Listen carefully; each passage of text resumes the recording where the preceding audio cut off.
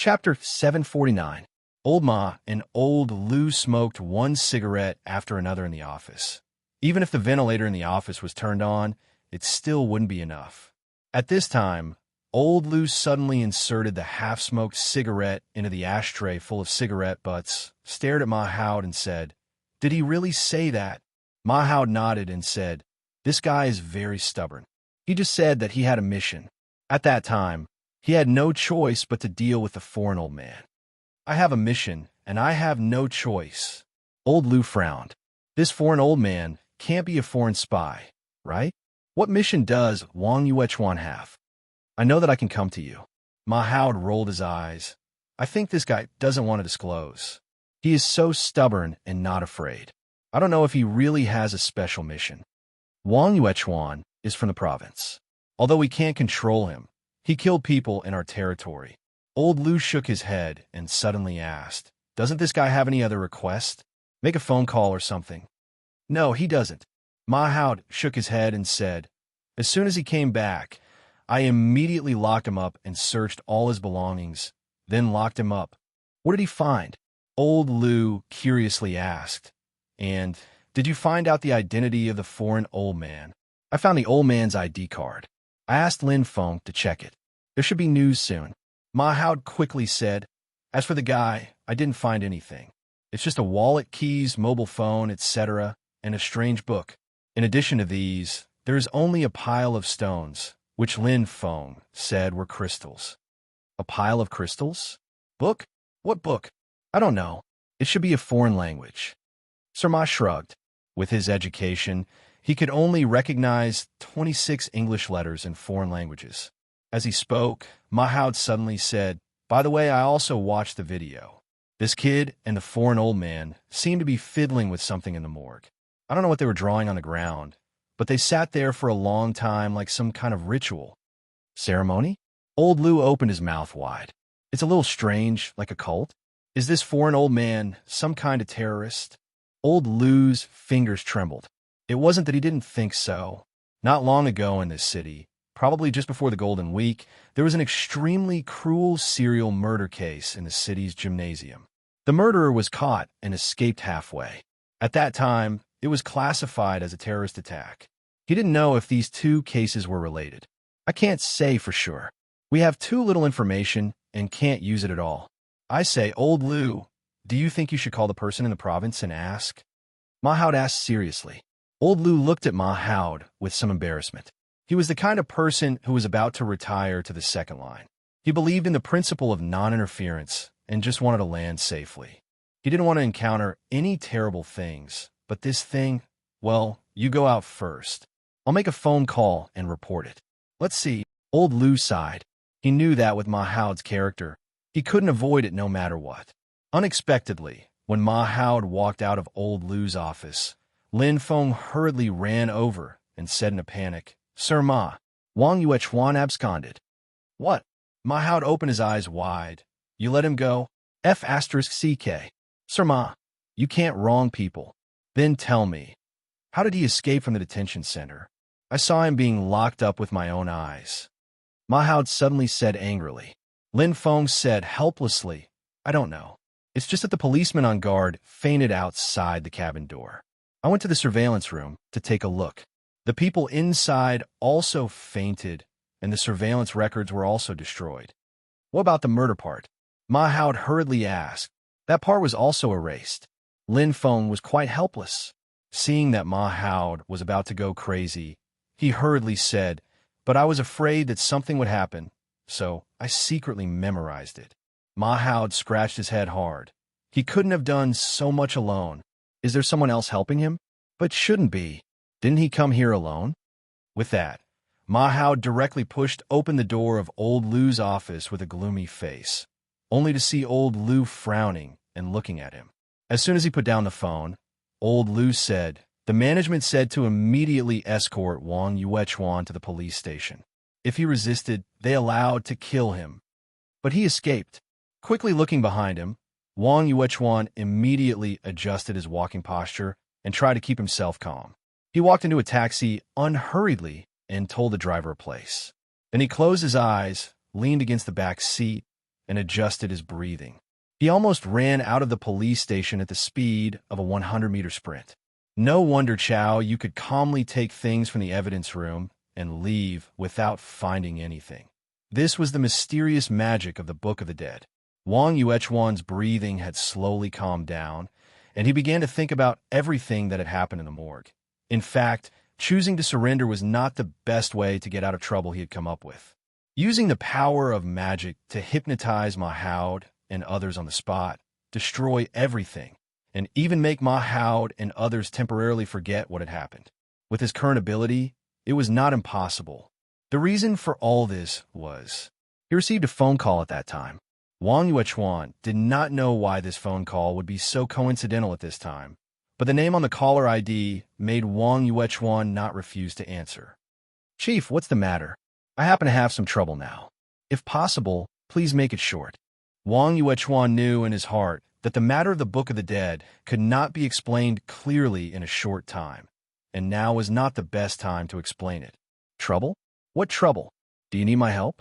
I can solve it." Wang Yuechuan quickly gave an answer. At this time, he intended to follow the original plan of hypnosis, leaving and returning to the provincial bureau to report this matter. "That's good." The voice on the other end of the phone was a little low and hurried. "Wang Yuechuan, listen, after you solve the current trouble, I want you to stop all the work at hand immediately. I have an important task for you to complete." "What task?" Wang Yuechuan frowned, unexpectedly at this critical moment, but he did not suspect anything, just felt puzzled. Only he and the person on the phone knew this phone call, and it was the only channel for them to secretly contact each other, and he was very familiar with this voice. "Where are you now? The city you were assigned to last time?" "I'm still there." "Well, go to a place called this as soon as possible to meet a person. I'll let this person wait for you for 2 days. What you have to do next is to cooperate with him unconditionally. The code for your connection is..." Wang Yuechuan suddenly opened his eyes and looked at the scenery around him. Although there were many things in his heart that he could not figure out, he decided to go to the appointed place first and see the person who would make the connection. He had rarely heard the chief speak in such an urgent tone, unless something serious had happened. Wang Yuechuan gently patted the Book of the Dead that he had taken back and now hid in his clothes. This book was of great importance. If he did not see the chief in person, he would not even dare to expose it. This kind of thing could only be proven when he personally verified it in front of that person. He also knew that the people above were not completely united. That person had many enemies as well. "Sir, how long will it take to reach the Lanling residence?" Wang Yuechuan asked the driver in a low voice. "It's hard to say, boss." The driver did not turn his head. "Look at this time, it's rush hour. Besides, tonight is Christmas Eve, and there are many people coming out to play. By the way, boss, where are you going to play?" "I'm a little tired. Call me when you arrive." Wang Yuechuan casually dismissed him. Basically, Luochio did not think that he would be in such a situation. Like some of the male protagonists in the popular novels on the internet, following behind a few women who could be defined as beautiful women, and then carrying large and small things from generation to generation. The women's trophies. To be exact, Sub-Editor Ren's trophies were the majority, and then 3 of them were Lizzie's trophies, snacks. In order to reduce the burden of her master, even if Sub-Editor Ren patted her chest and promised to buy whatever she wanted on the premise that she would pay for it, she still did not choose anything. Why was this? Obviously, it was just a meal, but before the meal, it became shopping in the mall. Don't blame me. I didn't know that there were so many people eating there. After getting a number, I had to queue for 2 hours. While saying this, Ren Xiling was in a jewelry store, letting the sales lady take out several hand gestures to choose. Lizzie seemed to have no interest in these things. She was in front of shops selling milk tea, waiting for her fruit buffet. As for the servant girl, she was casually browsing the other jewelry store cabinets. "You don't seem to have the habit of wearing jewelry?" Luochio glanced at the various bags on the ground. If he bought it again, he estimated that he would have to wear it around his neck. This was a method that Boss Luo was very resistant to, whether mentally or physically. "I don't have it." Ren Xiling pouted and said, "Who said that I bought it for myself? I bought it for Yu Yi." By the way, does this necklace look good? Don't look at me like a piece of wood. Can't you give me some advice? Give it to her. Luochio was a bit surprised. Run Xiling rolled her eyes and said angrily, such a good future daughter-in-law. What's wrong with me giving her something? Do you have an opinion? It's so hard to choose. I feel that these are not suitable. How long could he accompany her? Luochio quietly looked at Ren Xiling's troubled look. Soon, he would leave this city and wouldn't come back for a while, in the name of studying abroad. Luochio didn't know what kind of changes the club would bring to this city if it continued to exist, but one thing was certain: excluding those ordinary human guests, there would be more and more non-human guests in the future. Too many incredible things happened in the same place. Maybe one day it would attract the attention of the world. Although these things could be easily suppressed by Elder Luochio, it was not a big deal. But Ren Xiling's soul was too beautiful. An incomparably dazzling rainbow of colors, a color that resembled colored glass. Got it. Ren Xiling's eyes suddenly brightened at this time. She stood up directly and pulled Yu Yi over. Under the servant girl's curious gaze, she picked up a silver-white ring from the jewelry box and then put it on Yu Yi's slender middle finger with a smile. Just right. That's it. Yu Yi glanced at her master, only to see Luochio nodding slightly and taking it. Of course, such an action didn't escape the eyes of sub-editor Ren. Are you his girlfriend or a worker? Do you need to care about this guy's face when taking my things? Ren Xiling hummed. Let me tell you, this guy's too bad. I have to help you teach him a lesson. I'll cherish this gift. Seeing this, Miss May took back her finger and held it in front of her chest, saying softly. These words made sub-editor Ren's anger disappear. She directly rolled her eyes, but picked up another ring from the jewelry box and directly grabbed Luochio's hand and put it on. Don't blame me for not giving you Christmas gifts as an elder. Ren Xiling raised her nose and said. Luochio looked at the silver-white ring on his finger, suddenly a little dazed. Ren Xiling at this time grabbed Yu Ye's hand and Luochio's hand, putting them together, and said softly, good things come in pairs, rings come in pairs. Don't forget. In a winter night, this pair of hands that grabbed Yu Ye's and mine were a little warm. Where did you copy it? Boss Luo took a deep breath and resolutely spoiled the scene. Madame Ren was stunned and moved her lips, resisting the impulse to beat this guy, and directly pushed them out. Go, go, go, go. Go, and see if it's our turn to eat. I'll pay the bill here. Miss Ren is really a good person. Miss Maid's fingers slowly rubbed on the ring, walking beside the boss. Luochio just answered softly, and at the same time stopped, turning to look at Yu Yi, and said softly, let's leave in a few days. Chapter 750. It was not until she really saw this so-called Little Lord Long that Zixing was sure that Lang Wu and Lang Yong were not lying. She looked like a little human girl, but at the same time, she exuded the aura of a dragon. It was not a messy dragon, but the extremely pure aura of Shinryu. As the young master of the Greedy Wolf clan, Zixing's senses were naturally much sharper than Lang Wu and Lang Yong. It's just that she didn't quite believe Lang Wu's argument that this little Lord Long might be the illegitimate child of Kelowna Shinryu. Compared to this speculation, Zixing had more things to think about. In the ancient inheritance of the Greedy Wolf clan, there were records about Kelowna Shinryu. In the long history of the Greedy Wolf clan, the current Greedy Wolf star was once a genius of the Greedy Wolf clan, Kelowna Shinryu. It could be said that compared to other monster clans, the Greedy Wolf clan had more understanding of Kelowna Shinryu. Kelowna Shinryu did not simply refer to the Dragon Clan. It was actually different from the so-called Ancient Dragon Clan. To be precise, Kelowna Shinryu referred to Kelowna's dragon vein, a huge dragon vein that could suppress Kelowna's luck for thousands of years. Kelowna Shinryu was born from this dragon vein, and then it chose a carrier to walk in the human world. It was the guardian of Kelowna.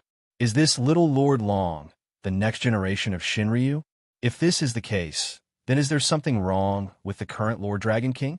This little Lord Long claims to be the successor of Lord Dragon King. Judging from his aura, his status is probably much higher than Mo Xiaofei. While Purple Star was sizing up Little Lord Long. Little Lord Long was naturally sizing up this greedy wolf clan's purple star young master. Long Shirua felt that she was someone who had seen the big picture. Even if all the Grand Demon Kings were here, she would be able to handle them. Why would she be afraid of this young master of the greedy wolf tribe who had not yet fully matured? However, the look in this little girl's eyes made Long Shirua feel a little uncomfortable, as if her secret had been seen through. Long Shirua said indifferently, "You are the ravenous wolf clan's purple star young master." Zixing nodded. Before she truly figured out the identity of this little Lord Long, she planned to maintain as much respect for Kelowna's faith as possible. Zixing heard from Lang Yong that little Lord Long is the successor of Lord Long Jun. Successor. Long Shirua's heart moved. In fact, before finding a way to solve the problem of her current appearance, Long Shirua had been thinking about how to explain her existence. Mo Xiaofei was ordered by her not to disclose it, and only Chi-Chi Kamaya knew about it. That old turtle knew the seriousness of the matter, so he naturally wouldn't say much. During this time, if she didn't appear as a disciple of Chi-Chi Kamaya, she would appear as a suspected descendant of the Xianyuan royal family. Although she had deceived them, if she had to face more monster circles in the future, or even the powerful people of this country, such an identity was not the way to go. Who knew that after becoming like this, she still couldn't recover after such a long time? This Shinryu of Kelowna was also in despair. What did she do? Did she have to confront that profiteer again? If she did it again, what would she do if she directly degenerated into a baby girl? It turns out to be the saintess of Shinryu. Zixing's expression tightened, and she immediately bowed respectfully. "Greedy wolf, Zixing greets your highness, Saintess Long." If the successor of Shinryu was a man, it would be the Saintess Long. If it was a woman, it would naturally be the Saintess. This was a legend passed down since ancient times. There's no need for pleasantries. Long Shirua was too lazy to care about her current identity. It was fine as long as she felt that she could intimidate people. "I heard from your two subordinates that your team came out of the plateau and was attacked by unknown people on the way to Mount Tai's Confer God altar. They even stole the secret treasure of the Greedy Wolf clan. After that, you were injured and your whereabouts are unknown. I'm ashamed to say this." Zixing sighed and blamed herself. It's also Zixing's fault for underestimating the enemy. That's why I ended up in this situation. I made a fool of myself in front of Saintess Long. Long Shirua shook her head. Young Master Zixing has inherited the power of the Greedy Wolf and is also the priest of the Greedy Wolf clan. Her strength is equivalent to the Demon King among the great beasts. Although you are young, you have the help of the Greedy Wolf clan's warriors. In the end, you let the opponent leave calmly. It can only be said that the opponent's strength is frightening. Do you know the origin of the opponent? I only know that it's a woman with white hair. Zixing frowned and said, "She uses a very strange sword, but it doesn't look like the kind of weapon refined by the cultivators of Kelowna. As for this mysterious woman, I feel that her bone age is not old. I'm afraid that she is not more than 30 years old." Long Shirua lowered her head and pondered for a while. Suddenly, she looked at Zixing and said, "Do you remember the appearance of the opponent?" Zixing nodded, then quickly glanced at the desk in the office and said directly, "Saintess Long, can I borrow a pen and paper?" "Use it." Long Shirua nodded, but suddenly remembered Lang Yong's painting ability, and a strange expression appeared on her face. This young Master Zixing, no matter what, should be, right? Zixing took out a piece of A4 paper, took a pencil, and began to sketch carefully. Looking at Zixing's professional appearance, Long Shirua was slightly relieved. In this appearance, she does have the demeanor of a master. This young Master Zixing's speech and temperament are the best of the best. Such a girl can be regarded as an anomaly among the Greedy Wolf clan. It's really rare that that group of brave and fierce guys can train such an outstanding young master. I see that there's a trace of Buddha nature in you. Have you ever practiced Buddhism? Long Shirua suddenly asked.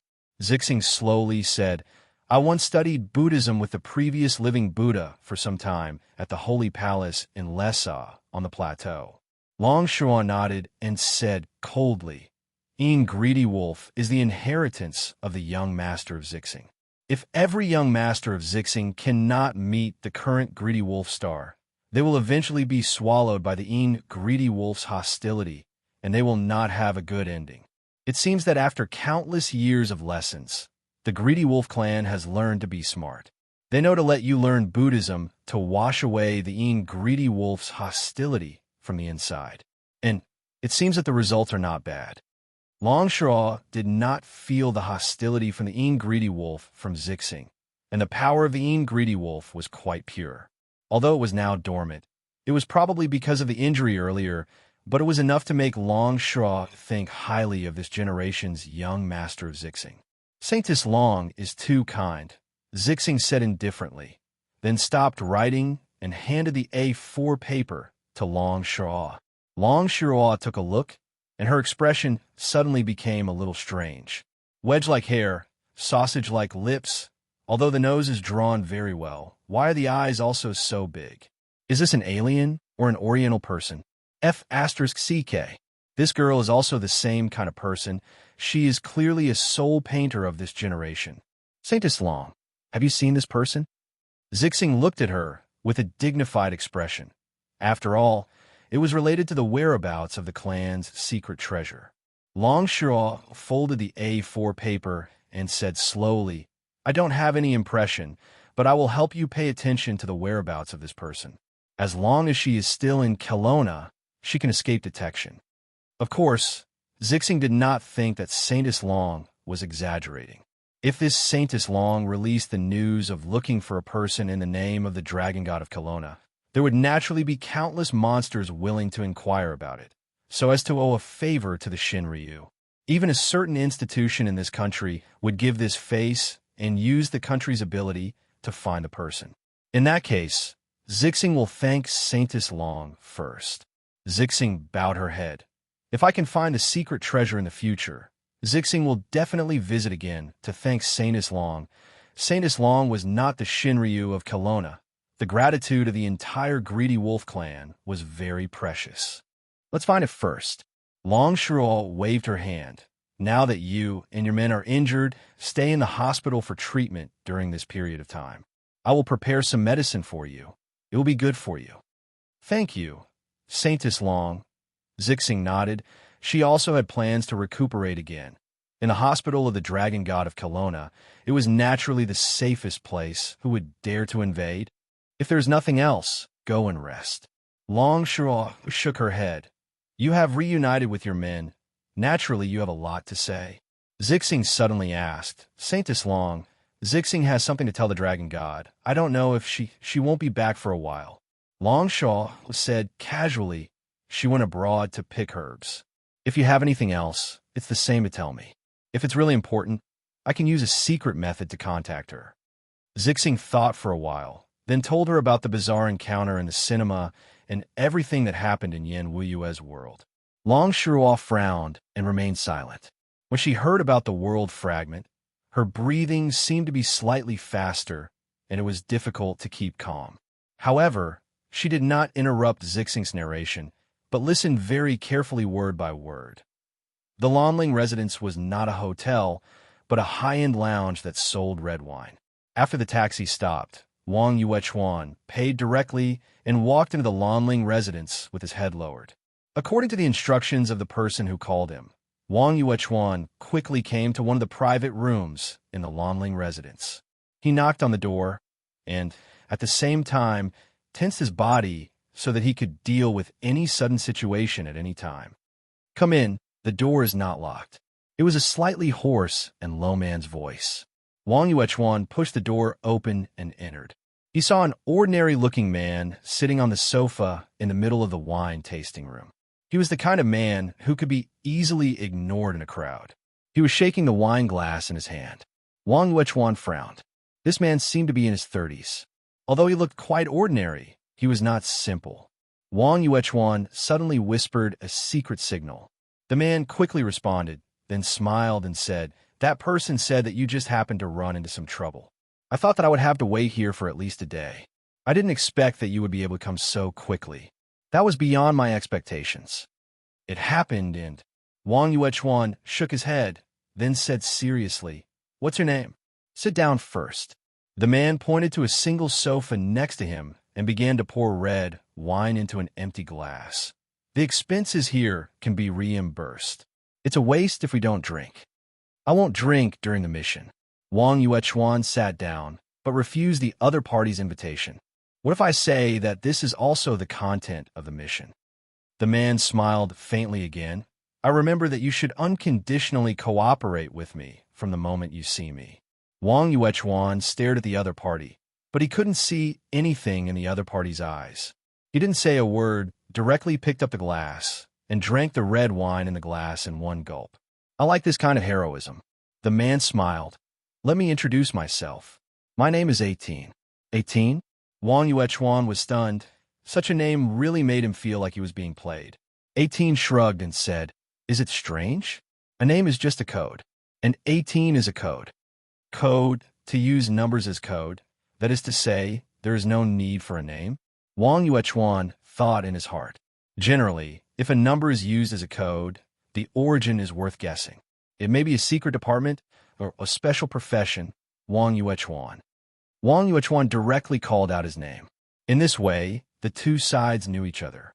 18 saluted Wang Yuechuan from afar and said happily, "Nice to meet you, Wang Yuechuan. For our upcoming cooperation, let me toast you." Wang Yuechuan frowned, but he still took another sip. This time, it was a small sip. The after effect of the red wine was very strong. Although he had a good alcohol tolerance, he would never let the alcohol in his body overdose and affect his sobriety.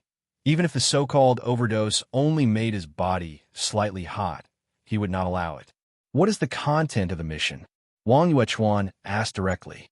18 put down the wine glass. While playing with her fingers, she asked softly, "Don't worry about this. You will know later.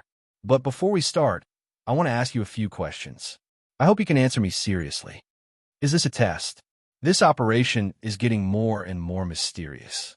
Wang Yuechuan became more and more puzzled in his heart. "Ask away." Wang Yuechuan said naturally. "The first question." 18 stared into Wang Yuechuan's eyes. "If I ask you to give up your identity as a police officer and live in the darkness forever from now on, unable to see the light, would you be willing?" Wang Yuechuan's eyebrows twitched. Such a question seemed to point to something. He suddenly raised his head and stared at 18. "My mission this time is to be an undercover." Wang Yuechuan had carried out a lot of missions along the way. He once dealt with a group of drug dealers alone, acted as a guard for important people, and experienced life and death several times. But when it came to being an undercover, it was the first time. "You answer me first," 18 said calmly. Wang Yuechuan took a deep breath and slowly replied, "I obey the organization's arrangement." The second question. 18 had no intention of stopping and asked again, "When the organization behind you gives up on you, when the country gives up on you, no longer recognizes you, and even intends to kill you, what will you do?" "What is my mission?" Wang Yuechuan's voice suddenly sank. The first question asked by this guy with the code name 18 already made Wang Yuechuan feel that this operation was a bit strange. And the second question made Wang Yuechuan feel the seriousness of the matter from the side. "You still need to answer my question first." 18 leaned back and moved her body. "Of course, you can choose not to answer, but I will treat it as you taking the initiative to give up this thing. I will ask that person to find me a suitable one. In fact, I don't need someone who is not capable enough." Wang Yuechuan's pupils contracted hard, but he forced himself to calm down. But at the same time, he stared at 18. "Even if the organization gives up on me, the country also gives up on me, or even wants to kill me, I will complete the mission." "Very good." 18 showed a happy smile, suddenly stood up, and then walked to the window of the room. At the same time, she waved at Wang Yuechuan, motioning him to come over. Wang Yuechuan walked to the window and looked out. At this time, 18 joked, "Do you see the traffic policeman downstairs who is writing a ticket?" Wang Yuechuan nodded. 18 sneered, "You go and kill him." "What?" 18 said indifferently. "The third question is also the last question. Will you kill this traffic policeman? At the same time, this is also the beginning of your mission." Chapter 751. Echo. I swear. I volunteer to be a police officer. I promise to be loyal to the motherland, to the people, and to the law, to obey orders and commands, to observe discipline and keep secrets, to enforce the law impartially and honestly, to fulfill my duties and not be afraid of sacrifice, to serve the people wholeheartedly. I am willing to dedicate myself to the noble cause of public security and work hard to fulfill my oath. After a while, Wang Yuechuan withdrew his gaze from the window and then cast his eyes on the man who claimed to be 18 again. 18 said calmly, "It seems that you already have an answer, right?" Wang Yuechuan said, "I believe that no matter what kind of task it is, even if it is a task that requires the sacrifice of one's life, it must be voluntary. I don't care what the task is, but before that, I'm a police officer who has sworn an oath. I also believe that my country will not hurt innocent people just because of a mission." 18 suddenly showed an evil smile and raised his eyebrows. "So, your answer is to refuse?" Wang Yuechuan just glanced at the man indifferently and walked out of the room without saying a word. He finally organized and would do his best to complete any difficult task assigned by the organization. But he was not a machine that only knew how to complete the task. "My existence is confidential and no leakage is allowed." 18 turned around and looked at the back of Wang Yuechuan, who was about to leave. "Do you know what it means for you to leave like this?" Wang Yuechuan didn't stop and sneered. "Of course it means that I don't have to work with a psychopath. That's all." As soon as he finished speaking, Wang Yuechuan suddenly had a feeling of being in a deadly situation. He had only practiced the Book of the Dead for a short time, but his senses were getting stronger and stronger day by day. 18 was suddenly attacking. Wang Yuechuan staggered his body at a very fast speed, and 18 was kicking fiercely at his back, which even made the sound of wind. Based on this, Wang Yuechuan could conclude that 18 was a guy who was very good at fighting. Wang Yuechuan didn't dare to be careless. He directly retreated and observed 18's movements again. He wasn't too frightened because he was confident in his fighting ability. On the other hand, he also had the mysterious power of the Book of the Dead, so he naturally had something to rely on. But unless it was absolutely necessary, he was unwilling to expose the power of the Book of the Dead. "The person who recommended you said that you were the elite of the elite, but I don't think so." 18 had a mocking look on his face. "You're just SOSO." Wang Yuechuan snorted coldly. His body tightened, and he suddenly burst out like a leopard. He threw an uppercut straight at 18's chest. In the army where he served, he had never been afraid of fighting with anyone in the arena. However, 18's strength far exceeded Wang Yuechuan's imagination. He originally thought that this would cause 18 to retreat or be unable to react in time. But unexpectedly, this uppercut, which was almost an all-out attack, was easily received by 18. 18's palm completely wrapped around Wang Yuechuan's fist. Her body didn't even take a step back. Wang Yuechuan could feel the strength coming from 18's hand that was clenching his fist, and he couldn't help but be shocked. A terrible pain came from his fist as if it was being pressed by a hydraulic press. In just a moment, the pain made Wang Yuechuan break out in a cold sweat, and his lips turned slightly pale. Wang Yuechuan took a deep breath, rotated his arm, and broke free. Then his body also rotated, and with the speed of the rotation, he slammed his elbow toward 18's face. 18 calmly took a small step back. At the same time, she stretched out her hand and pressed on Wang Yuechuan's waist. With a little force, before Wang Yuechuan's elbow hit, his body was directly pushed out and fell to the ground. Wang Yuechuan got up from the ground in a rather embarrassing manner, and his eyes were fixed on every part of 18's body. He knew that he might have encountered the most terrifying opponent since his debut. With such skills and a number as a name, Wang Yuechuan felt more and more mysterious about 18's identity. "You can't win against me." 18 smiled faintly at this time, "So you won't walk out of this room." 18 calmly tidied up her messy sleeves because of her big movements, looked at Wang Yuechuan, and said, "To be honest, I like your answer just now. However, you don't meet the requirements." Wang Yuechuan saw a ruthless thing in 18's eyes, murderous intent. He had caught a lot of murderers and had seen the murderous intent of these guys. Those who wanted to kill, their eyes couldn't be deceived, whether you can walk out or not. You'll know after you try. Wang Yuechuan sighed, and his eyes narrowed slightly. His eyes were like a small whirlpool. At this moment, 18's eyes suddenly became sluggish in this whirlpool, and he was absent-minded for a moment. At this moment of absent-mindedness, a huge force slammed into 18's abdomen. He seemed to be in disbelief that such a change would happen. At this time, after Wang Yuechuan hit 18's abdomen with a heavy punch, he didn't stop. He instantly bounced up, bent his arm, and directly slammed his elbow toward 18's neck. And at this moment, 18 raised his hand to block at the last moment. This impact was almost all of Wang Yuechuan's strength. Although 18 blocked it, he still staggered back 4 or 5 steps before stabilizing his body. Wang Yuechuan didn't dare to pursue.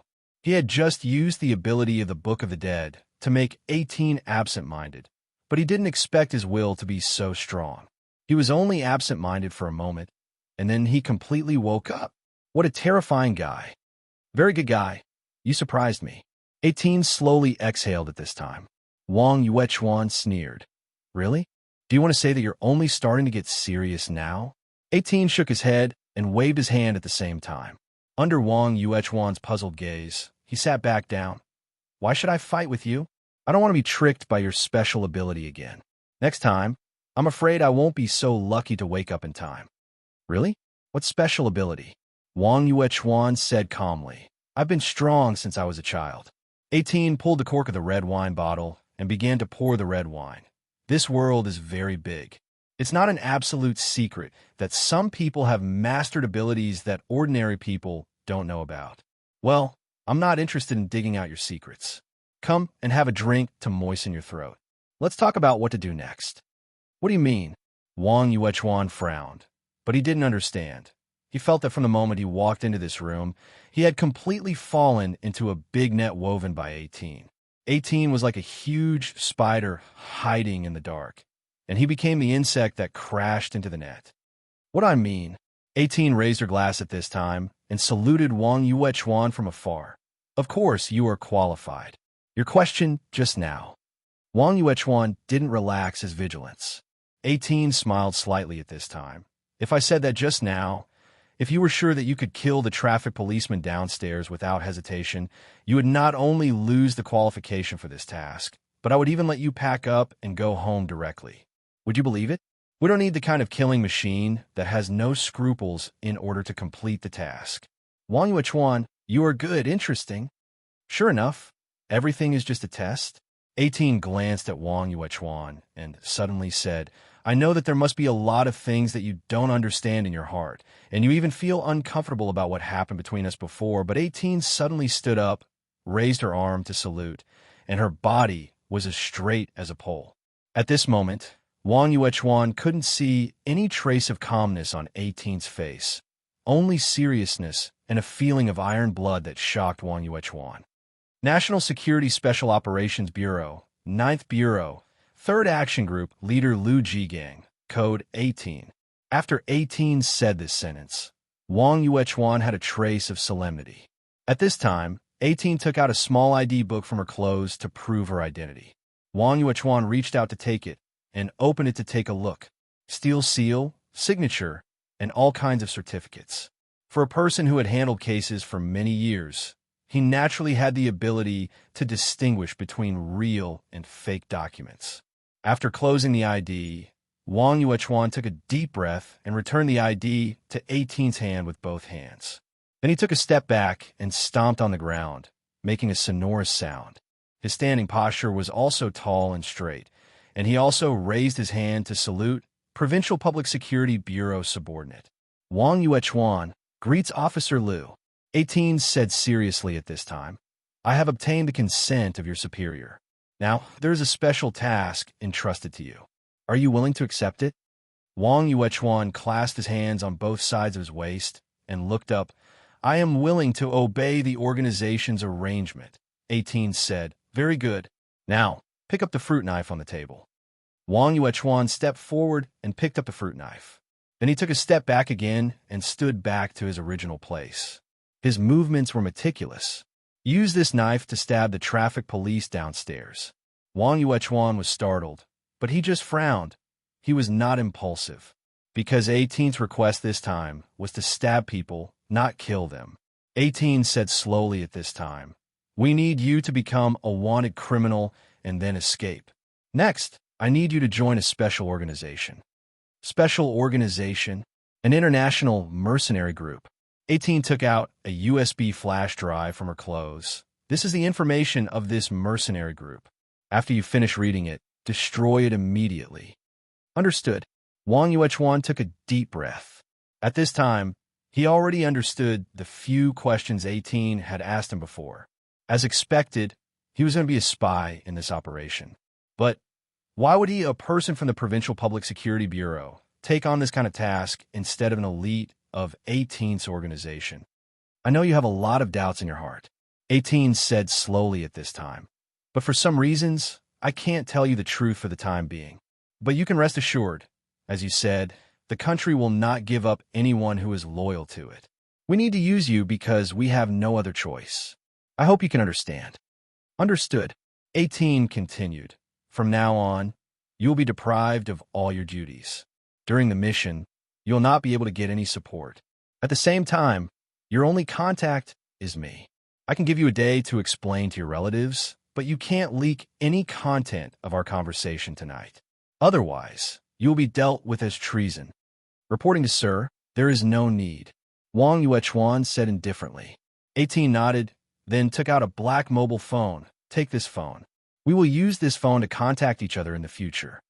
Wang Yuechuan nodded with a solemn expression and took the phone directly, but suddenly asked, "Sir, if I stab the traffic policeman downstairs, what will happen to him?" 18 said indifferently, "You don't have to worry about this. I will naturally arrange it. I believe you can clearly distinguish where to stab someone without killing him." "Sir, is this a way to make me a wanted criminal?" Wang Yuechuan suddenly asked. "In the most direct way." 18 nodded. "Of course, we can forge many reasons. But what is more simple and crude than killing a police officer? We can't do anything to ordinary people, and the comrade downstairs. We will naturally compensate him later. You can rest assured. If that's the case, sir, I don't think you need to stab him," Wang Yuechuan said slowly. "In fact, before I came to see you, I was an absconding murderer." 18 was startled and looked at Wang Yuechuan up and down, but he didn't ask the reason, but nodded. "Murderer? Very good. A murderer dares to come to see me. You are the first." 18 shook his head and patted Wang Yuechuan on the shoulder. "The red wine in this mansion is good. Don't waste it. Let's just stay here for a while and relax before the mission. Next, for you, it will be like a scourge." 18 left, and Wang Yuechuan watched him leave calmly. He sat in the room that had been booked long ago. The equipment in this place was complete, and there was a computer next to it, which seemed to be prepared for him to check the information in the USB flash drive. Wang Yuechuan didn't check the information in the USB flash drive immediately, but took out his phone and dialed a number. His superior, the leader he trusted, and the person who let him come to Lonling Mansion. The voice he was familiar with, the person who adopted him from the orphanage and raised him, his father. "Did you see him?" Wang Yuechuan nodded. "I saw him. He gave me a task." "Well, you don't need to tell me what the task is. It involves the affairs of that institution, and it needs to be kept absolutely confidential." "I know." Wang Yuechuan continued to nod.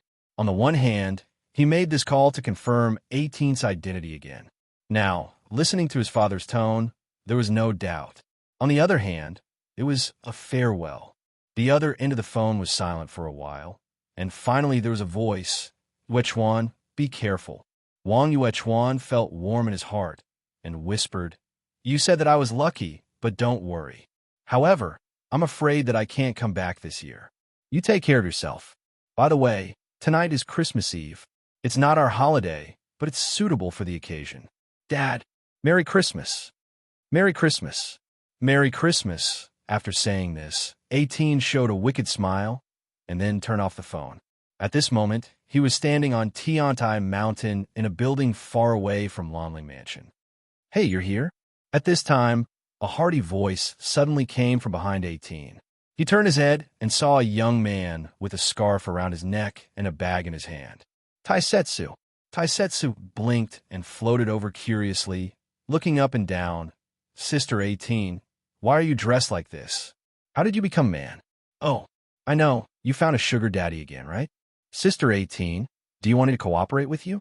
18 turned around, and her body gradually changed as she turned. When she faced Taisetsu, she had turned into a black shadow, wearing a black robe that covered her whole body. Chapter 752. In fact, after the lesson ended, 18 no longer had the power to command Taisetsu. There was no hierarchy between Black Soul envoys. All Black Soul envoys were under the management of Yu Yi. Between them, there was at most a relationship between a senior and a junior.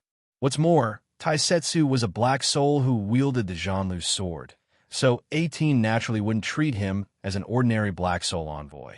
No, don't. This is my own business. Regarding Taisetsu's friendliness, 18 indifferently refused. Also, I remember that you should have gone to find Master, right? Why are you here? I encountered some magical things and was delayed for a long time. Taisetsu shrugged. In addition, my boss gave me half a day off. Half a day off? 18 was slightly surprised under the face covered by the black fog. For a while, she couldn't guess whether this so-called holiday was the same as the kind of holiday she knew. It was just that Black Soul envoys were strictly speaking independent individuals. Except for the fact that they looked for a patron from the club, the entire group of Black Soul envoys could be described as sweeping the snow in front of their door. In the past, when there were many Black Soul envoys, there were many examples of Black Soul envoys who didn't exchange a word before they died. Is that so? Then you should cherish it. 18 nodded. Yeah, so I prepared some things. Taisetsu smiled and then glanced at the bag in his hand. 18 took a look and found that there were some ingredients inside. She shook her head. Black Soul envoys didn't need food to survive. In her opinion, Taisetsu was wasting time. Do whatever you want, as long as it doesn't disturb you. Understood. Taisetsu nodded. At this time, he felt a little anxious to return home, so he naturally didn't pay too much attention to what 18 wanted to do. He greeted 18, and a twisted vortex appeared behind him. Taisetsu walked into the vortex step by step. 18 watched quietly. She could clearly feel what was going on with this twisted vortex. This was the power of the new boss. It might be a one-time one-way transmission, or it might be a one-time two-way transmission. But it was enough for 18 to experience a lot of things. She couldn't help but have this thought. So it's because she's under the new boss's direct line that she's being specially taken care of. And that idiot Tianzi too. Oh, right, this is for you. Just as he was about to enter the whirlpool, Taisetsu suddenly stopped, reached into the bag, and then threw something towards 18. She subconsciously took it and glanced at it. Surprised, she asked, "What is this?" "Little cake," Taisetsu answered casually. 18 said indifferently, "I know. I asked you, why did you give me this thing? Black Soul doesn't need to eat." Taisetsu waved his hand. His figure slowly disappeared into the whirlpool, and the twisting whirlpool also disappeared quickly. Only Taisetsu's voice could be heard at the end. "Didn't you say it was your birthday when you and Bamboo were in the park last time? Actually, I don't know if it is or not, but we are colleagues. I don't know when your birthday is, so let's just treat it as that day. It's okay to treat you to a piece of cake. Just treat it as building a good relationship. After all, we all work for the boss. Furthermore, I only just remembered this matter, so you..." 18 didn't hear what he said after that, because the whirlpool had disappeared. She looked at the small package of cake in her hand. Whether it was before or after she became a Black Soul envoy, it was the first time she received something so insincere. The Black Soul on 18's face kept rolling, as if it was indicating that her expression was gloomy and uncertain at the moment. Finally, she raised her hand and threw the small cake out, snorting coldly. Boring. However, the small cake fell downstairs. The moment it was about to land on the street, it suddenly rose up, reversing its original path, and finally fell into 18's hand again. "Seeing that you are the successor of Zhanlu's sword, don't say that I am unreasonable in the future." 18's voice seemed to be very unhappy, but in the end, she still put the thing into her black robe. Loosening the scarf around his neck, the handsome young man walked out of the twisting whirlpool and came to the door of a unit in a semi-new Western-style building.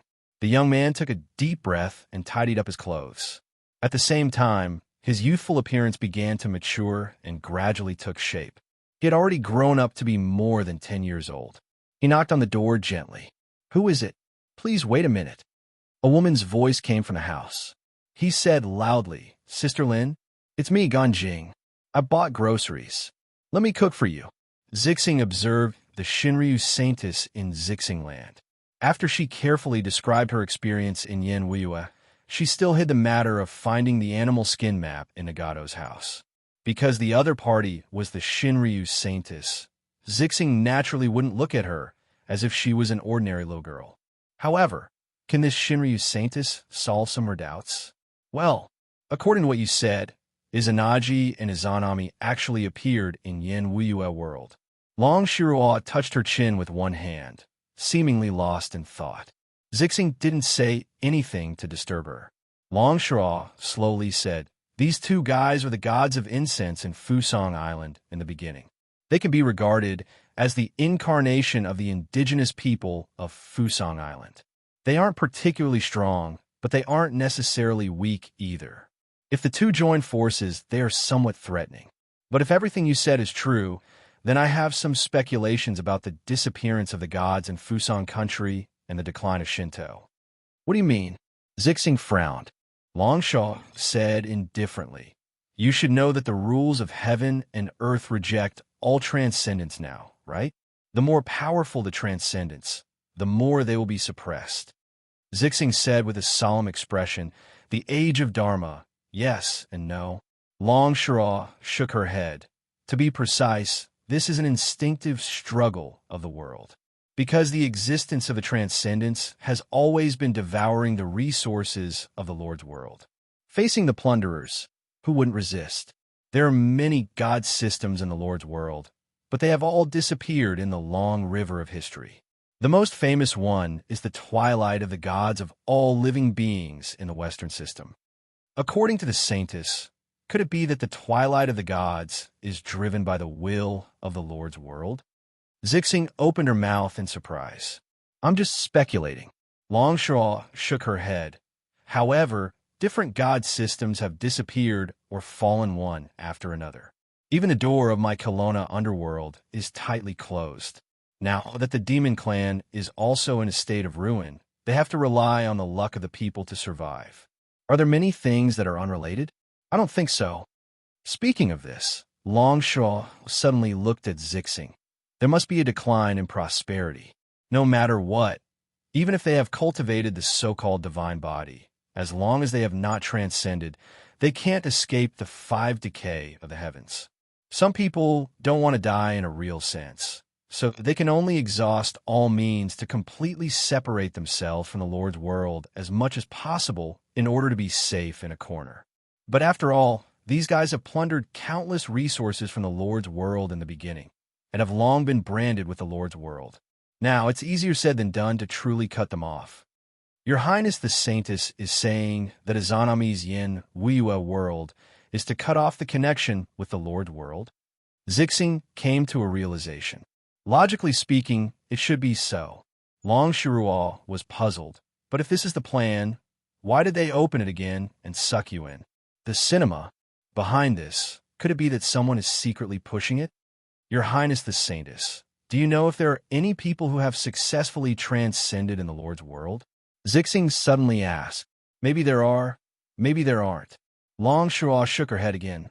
Shinryu is completely tied to the Lord's world because of his origin from Kelowna's dragon vein. There is no possibility of separation at all. Once Kelowna's dragon vein leaves the Lord's world, it will die out. If there's a place where the transcendents gather, how can I go there? Her voice was gradually becoming deeper and deeper. Zixing heard the great helplessness in these words, and immediately fell silent. There were also vague records of the Greedy Wolf clan. It was not the first time she heard about it, but her heart was heavy.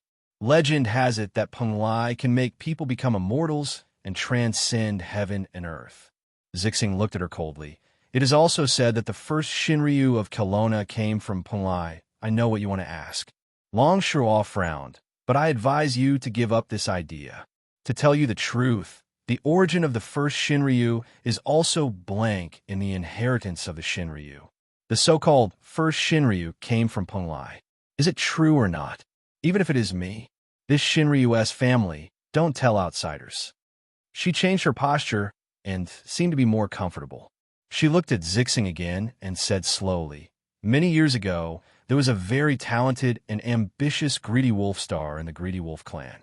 He wanted to know this secret, so he found the Shinryu of the same generation. After that battle, I believe you know what happened to the Greedy Wolf star, right? I think it is impossible for this part not to be recorded in the inheritance." However, Zixing did not give up and said, "But your Highness Saintess, can you only watch the demon race be worn down by heaven and earth and finally disappear completely? I can't do anything." Long Shuo sighed. "If this is the case, then we can only follow the will of the heavens. Now that the human path is prosperous, the fate that the demon race borrows from the human path can still allow the demon race to survive for a long time. As for whether there will be a solution in the future, no one can say for sure. So, you don't have to worry too much. Who knows what will happen in the future?" It is said that the peak of Mount Tai was once the place where Punlai appeared for the last time. Zixing took a deep breath. "Your Highness Saintess, for countless years, the cultivators of Kelowna and the ancient lineage of the demon race have held a memorial ceremony on Mount Tai every 10 years. Do you think is it in vain?" Long Shuo was silent for a long time, looking at the young master of the Greedy Wolf clan who was still very young to her. She finally said softly, "The mountain is not high, but it is famous when there is an immortal. The water is not deep, but it is spiritual when there is a dragon." "Your Highness Saintess?" Zixing seemed to be enlightened, but she couldn't grasp anything in a flash. "You could go out. I'm a little tired." Long Shuo shook her head. "There is a place for food at the back, and there is also a kitchen. If you are hungry, you can make some food yourself." Madame Zixing knew that this true dragon saintess had said so much today, which was already extremely rare. Now that the other party had asked her to leave, she had a proud personality and did not intend to continue to pester her. She directly bowed and slowly retreated. Long Shuo looked at the closed door, but suddenly muttered, "Everyone says that Punlai is good, but who knows that the immortals are suffering?" She shook her head, sighed, glanced at the folded A4 paper, and immediately cursed. F*CK. How can I find it? When Long Shuo really planned to light another cigarette to calm down, there was suddenly a knock on the door outside. "Who is it?" she muttered impatiently, and said in an unfriendly tone, "Come in." The person who pushed the door and came in was Juefeng, who was looking around. Seeing Juefeng come in, Long Shuo was taken aback. Of course, Juefeng was also taken aback. He originally thought that Lord Long was here, but he didn't expect to see Little Lord Long. About Little Lord Long, he had heard Mo Xiaofei mention it. He had also seen him once or twice, but they didn't talk much. "Juefeng, why are you looking for me?" Long Shuo asked subconsciously. "Ah, I'm not. I'm here to find Lord Long. She is not here. Then I won't disturb you," Juefeng said, and wanted to leave in a hurry. Long Shuo hurriedly shouted, "Wait, if you want to find her, you can tell me." Before she left, she told me to pay more attention to your matter. "Say it." "About your matter." Juefeng didn't know who she was referring to, but since she said so, Juefeng still stopped. "Here's the thing, Little Lord Long." Juefeng came forward, and after thinking for a while, suddenly asked, "I was going to ask Lord Long for some knowledge about ancient stars." Long Shuo was stunned and said subconsciously, "Knowledge about ancient stars? Why do you want to learn this? This system is very complicated, without hundreds of years of immersion. Don't even think about getting started. Young man, don't bite off more than you can chew. Laying a good foundation is the way to go. Why don't you cultivate your demonic energy first? You seem to be so young." Juefeng moved his lips, as if he wanted to refute something, but he seemed to have some misgivings, and finally nodded. "Okay, I understand." Long Shuo sighed, but suddenly thought of something, and stood up from the chair, stared at Zhui Feng and asked, "Wait, why do you suddenly want to learn about ancient stars? Who told you?" I heard about it."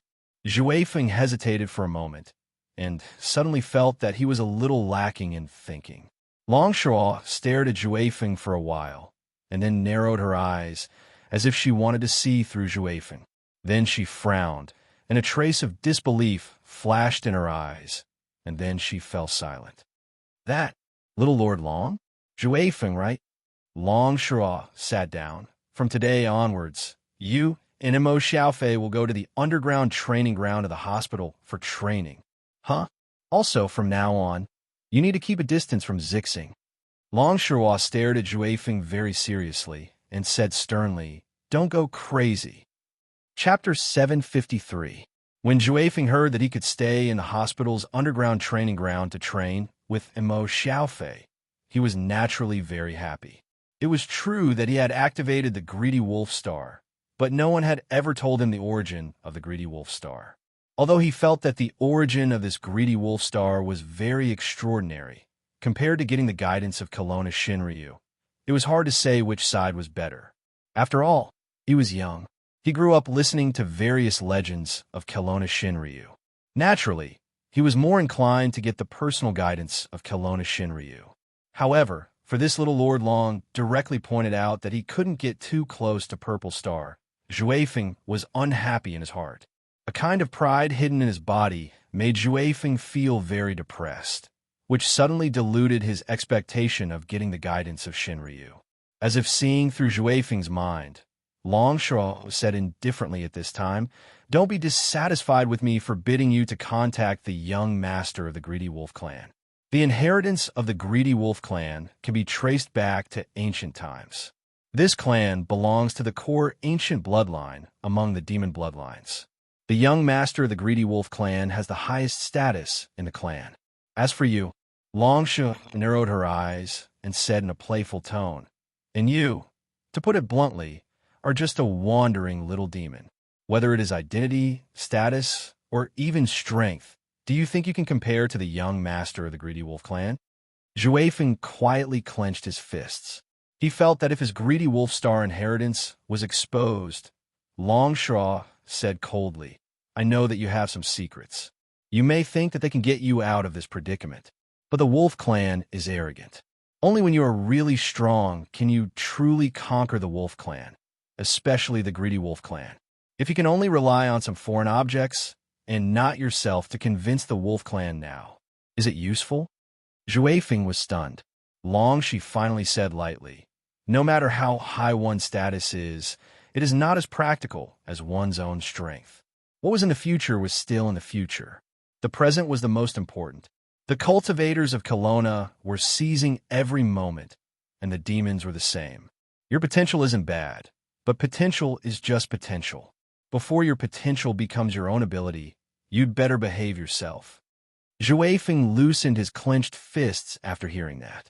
He suddenly remembered that Madame Purple Star had given him a jade pendant, saying that if he encountered any difficulties in the future, he could use it to enter the plateau and obtain the protection of the Greedy Wolf Clan.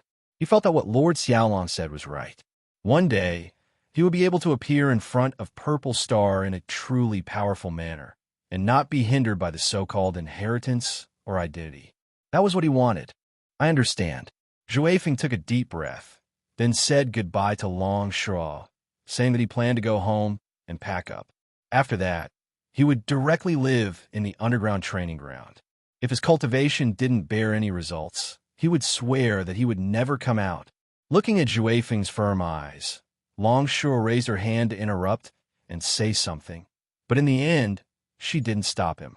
Watching Zhui Feng finally push open the door and leave, and after respectfully closing the door, she weakly put down her hand. "I didn't ask you to live here. Forget it. It's better to have this guy under my nose than wandering outside." Long Shuo muttered to herself, "Why did Zhui Feng's Greedy Wolf Star suddenly open? Strange." They were eating hot pot. Rin Xiling ordered a table full of beef and mutton, like a hungry ghost who had just been reincarnated. She said that she wanted to eat hot pot, so of course, it was more down to earth to eat like this. Of course, Li Zi had a better appetite, but she ate much more elegantly, although she didn't stop and kept stuffing food in her mouth. The hot pot restaurant wasn't a high-class place, so it was noisy and full of people. White smoke curled up from the tables, and people's voices were endless, like a downtown market. Luaccio hadn't eaten with Li Zi at the table for a while. The last time they met should be before the Golden Week. That time, it was to welcome Louis Yun, who came to study in the remote seaside village, to welcome her. Li Zi suddenly stopped eating halfway, as if she thought of something. She took out 3 beautifully wrapped gifts from her backpack separately and sent them to Luaccio, Yu Yi, and Ren Xiling. Her reason was very simple, just for the occasion. Ren Xiling probably didn't expect to receive Li Zi's gift in this place and at this time. When she was about to put a piece of beef in her mouth, she quickly stopped, wiped her mouth, and opened the gift curiously on the spot. It was a necklace, and the pendant was a small crystal in the shape of a water droplet. It looked like a crystal, but it seemed to be a diamond. Ren Xiling certainly didn't think that Li Zi could afford a diamond with her low salary. Her salary was probably not enough for her daily meals. But when she touched the pendant, there was a cool feeling, which made her quite comfortable. Especially in this hot pot restaurant, the air was turbid and stuffy, so the comfortable feeling suddenly expanded a lot. It was probably not an ordinary one. Ren Xiling thought that she was well informed, but she couldn't tell what it was. She couldn't help marveling. Luaccio's and Yu Ye's gifts were all made of the same water droplet crystal. Yu Ye's gift was a small bracelet. As for Luaccio's gift, it was a pocket watch inlaid with water droplets. Li Zi, these gifts are not cheap, right? These things were obviously not cheap, so Ren Xiling didn't dare to accept them. Li Zi was her assistant, and she just took care of her to help her. She didn't intend to ask for anything. Besides, Li Zi had been with her for half a year, and they had a deep relationship, so she was more reluctant to let her spend money. These things? In fact, they're not valuable. Li Zi smiled and started to move her chopsticks again. I dug them up in my hometown. When I was a child, I went to the mountain, and there were many of them. I dug a big one before, but then I gave the biggest one away. Ren Xiling was stunned. Obviously, she was not satisfied with this explanation. The water droplet crystal pendant was like jade, but it was as round as jade and had a diamond-like luster. She became more curious and looked at Luaccio and Yu Yi. Do you know what this is? Miss Maid shook her head and said that she didn't know, but she was very grateful for Li Zi's gift. Luaccio knew what it was, but she shook her head. Where's your hometown? Why are there so many strange things? Ren Xiling liked this necklace very much. When she was choosing the sauce, she mixed it with too spicy, so her body was boiling. At this time, when she held the necklace, the burning feeling subsided a lot. She felt more and more magical about this thing. Besides, it was the magic medicine that made Ma Howd, who was in his twilight years, directly start the second spring and succeed in making a baby. Well, it's just a small village in the north. Li Zi said casually, there's nothing special except that it often snows. Ren Xiling recalled that Li Zi's resume mentioned the place where she came from. It was indeed a small city in the northeast, but she always felt that it was not the real place where Li Zi was born. But Li Zi seemed to be unwilling to talk more about the specific place, so Ren Xiling didn't continue to ask. They were at the dinner table, and the diners were relatives and friends, not the interviewees in the workplace. She could always distinguish between business and private affairs. Take me there to have fun if you have the chance, Ren Xiling said with some yearning. I have never seen heavy snow in my life. Oh, it can't be, right? Li Zi replied curiously. Luaccio suddenly said, she is afraid of the cold, very afraid of the cold. In winter, she can hide in the quilt all day without going to work, even without eating. Afraid of the cold, Li Zi said thoughtfully. I see. Ren Xiling glared at Luaccio with dissatisfaction and turned into Ant Run in an instant. So what if I have never seen snow? You have seen it before.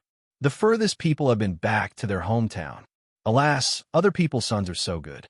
They invited their mothers to travel to Singapore, Malaysia, Thailand, the 3 provinces in the Northeast and Europe. Did you do that? No. Luaccio just smiled. This was the way he got along with Ren Xiling for many years. Facing Ren Xiling's dissatisfaction and self-blame, Luochio just calmly put a piece of beef in Ren Xiling's bowl. Ren Xiling clicked her tongue and started to eat. The next time, they chatted casually and quietly. There were 4 seats at the table, but 3 of them were not ordinary people. However, nothing out of the ordinary happened. It was not necessary for something unusual to happen. In fact, being able to get together harmoniously and have a good meal was already an unusual thing in a busy life. The time to get together was naturally precious. When it was almost 9 o'clock in the evening, Ren Xiling paid the bill and suggested that they go to the central square. There was a stage set up there with some stars and activities. It was quite lively. The road to the central square was not far, but it was crowded with men and women. Not long after, Ren Xiling and Luochio were separated. Several police cars sped past, and the sound of sirens sounded all the way, which made people look sideways. They didn't know what happened on this peaceful night that made these police officers so anxious. Lu Zixing looked at these disappearing police cars, but he didn't think too much. Since seeing his wife at the tea house, he wandered alone on the street. He suddenly felt that he had no place to go, no place to stay. He suddenly remembered what happened when he was studying abroad. At that time, many of his classmates were from China. Before the holidays, some of them were always unhappy. He remembered that there was a student in his class who worked part-time and had good grades. The professor at the school had arranged a future job for him, but he refused and said that he planned to return to China after graduation. He said that people had roots after all. Where there was home, there would be roots. His roots were his home, and his home was in his motherland. At that time, Lu Zixing didn't think much of these words. Where there was home, there would be roots. After working hard abroad, he would bring his parents over in the future. Naturally, he would have a home, and the conditions would be even better, right? Roots and home. Which one came before the other? Lu Zixing couldn't figure it out. He felt as if he had walked into a dead end. There was no road in front, and there were towering walls on both sides. The only exit was behind him, but he didn't dare to go back. He could only stay where he was. Lu Zixing suddenly felt a little dizzy, and the wound in his ear became more and more painful. It was as if he was being burned. There were 2 more police cars in front of him, but Lu Zixing didn't care. He sat alone on the bench at the bus stop for more than an hour. In front of the bus stop, many people were waiting for the bus to arrive. Some people made it and got on the bus. Some people didn't make it and could only wait for the next bus. Some people directly got on the wrong bus and regretted it. Life was probably like this. On the bus, waiting for a suitable bus. But in the end, there would still be a time when you get on the wrong bus. My bus, where is it? His eyes gradually couldn't see the surroundings. He just focused on the 1 yuan coin lying quietly in his palm. All of a sudden, Lu Zixing took a deep breath and tossed the coin into the air again.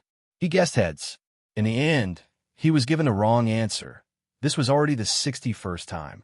He didn't know how long his bad luck would last. He could only repeatedly verify it by tossing the coin again and again.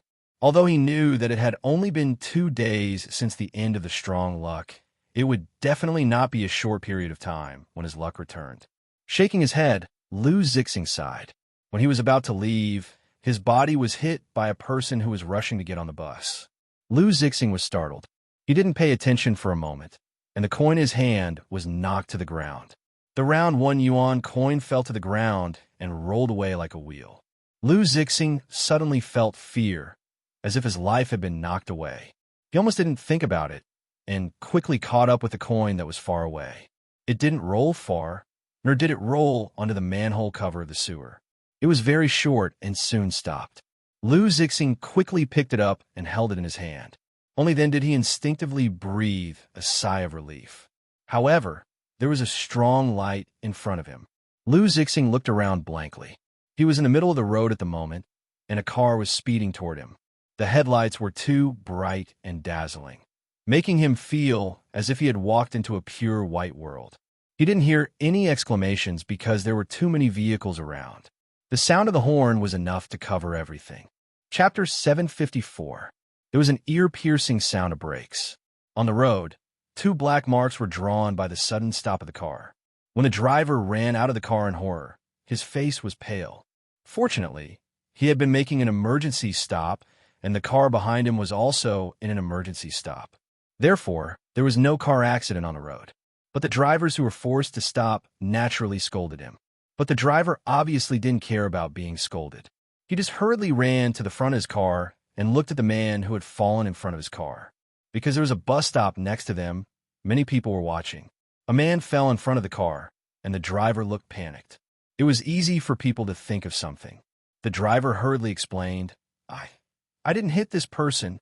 He suddenly fell to the ground. I didn't. I stopped. But the man didn't wake up. The driver was worried and couldn't care about anything else. He hurriedly helped the man up and shook him a few times, but the man didn't feel anything. It didn't look like a scam. The driver gritted his teeth and quickly took out his phone. At this time, he could only choose to call the police or the ambulance for help. The ambulance arrived faster than the traffic police car. The suspected driver quickly explained the situation to the medical staff. After the medical staff and the ambulance confirmed that the man was really unconscious, the driver became more anxious. He clearly didn't hit anyone, but the person fell down.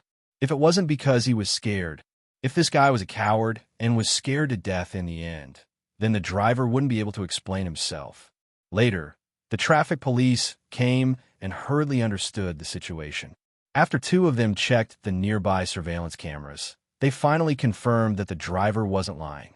But the patient was sent to the hospital for emergency treatment.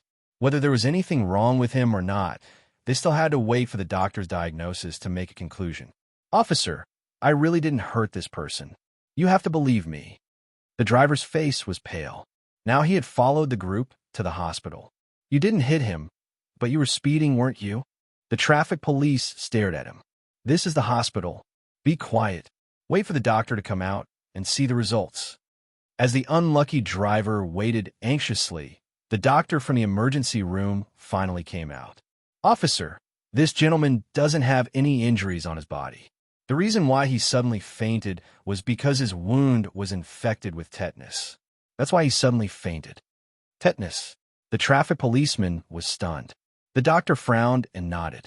I don't know why that person's ear was cruelly cut off. But after cutting it off, he didn't treat the wound properly.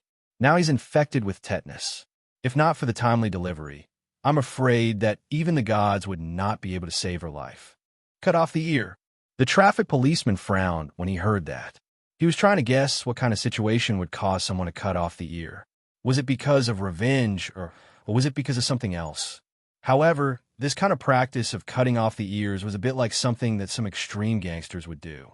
The traffic police knew that this matter was a little out of his scope of responsibility, so he directly reported it to the higher-ups. But the driver didn't care about this. He was afraid that something would happen to the man. Doctor, then can the person inside recover? He was sent here in time. His life is saved. The doctor sighed. Obviously, the rescue was very urgent, so his spirit had been tense. Well, see if you can contact his family. Let's go through the admission procedures for him first. The driver thought for a moment. He knew some of the rigid rules and unreasonable places in the hospital. At this time, he was afraid of delaying the treatment. If something happened in the future, the man's family would blame him. It would be endless. He had to clench his teeth and say, "How about this? I'll help him with the admission procedures now. And this traffic policeman, you saw it too. Do you want to help?" Okay. The traffic policeman thought for a moment and nodded in agreement. They found a wallet from the patient's belongings with this person's ID card. Lou Zixing. When everything was done, the driver sat down tiredly and called his family. I don't want to. I don't know if I'm unlucky or that guy is unlucky. You said that he shouldn't run around when he's injured. Now he has tetanus and almost died. He even harmed others. I want to talk about it. The traffic policeman is here. Traffic policeman, how is it? Have you contacted his family? The traffic policeman had a strange look at this time. At the same time, he was a little angry. We found them, but they didn't come. When they heard that there was no danger to his life, they didn't ask anymore. But they asked someone to send some money over. They said it was for treatment. They were so kind. And it was a mother. I've never seen such a mother. Then, what should I do? The driver hurriedly said, "Well, why don't you go back first? I think there's nothing else. The statement has been written. Keep your phone connected these few days. Just make sure we can find you. The traffic policeman thought for a while and felt that the driver was not a big problem. There was no use in keeping him. The driver thought for a moment and felt that it was still not safe. He clenched his teeth and said, "How about this? I'll wait here for him to wake up. What if his family investigates in the future? No one can be sure about this. At least let him wake up and make it clear in front of me that it's his own problem. I didn't hit him, nor did I scare him." Okay, the traffic policeman agreed. In fact, he just reported this matter. He actually intended to transfer it to the police station, but he didn't know what happened tonight. The police in the city were mobilized. It was said that they had to work overtime temporarily to catch a dangerous murderer. He was notified that even the traffic police department was mobilized. "I have something to do. Why don't you stay here? If this person wakes up, you can inform me. This is my contact information." The traffic policeman wrote down a phone number. "Before his family sent him here, I took him to the hospital. Don't worry." The driver nodded and could only admit that he was unlucky. After the traffic policeman left, the driver casually bought some food and then stayed in front of Lou Zixing's bed. He thought that he would know when this guy woke up. He looked at Lou Zixing's unconscious appearance and glanced at the bandage on his ear. He frowned. The driver, Lou Zixing, had smooth skin. He didn't look like a person who did heavy work. How'd he end up like this? As he thought about it, he sat on the folding chair. He slowly felt sleepy and closed his eyes. Wang Yuechuan finally took a look at the documents on the computer screen and pulled out the USB flash drive directly. He did not destroy the USB flash drive according to 18's instructions.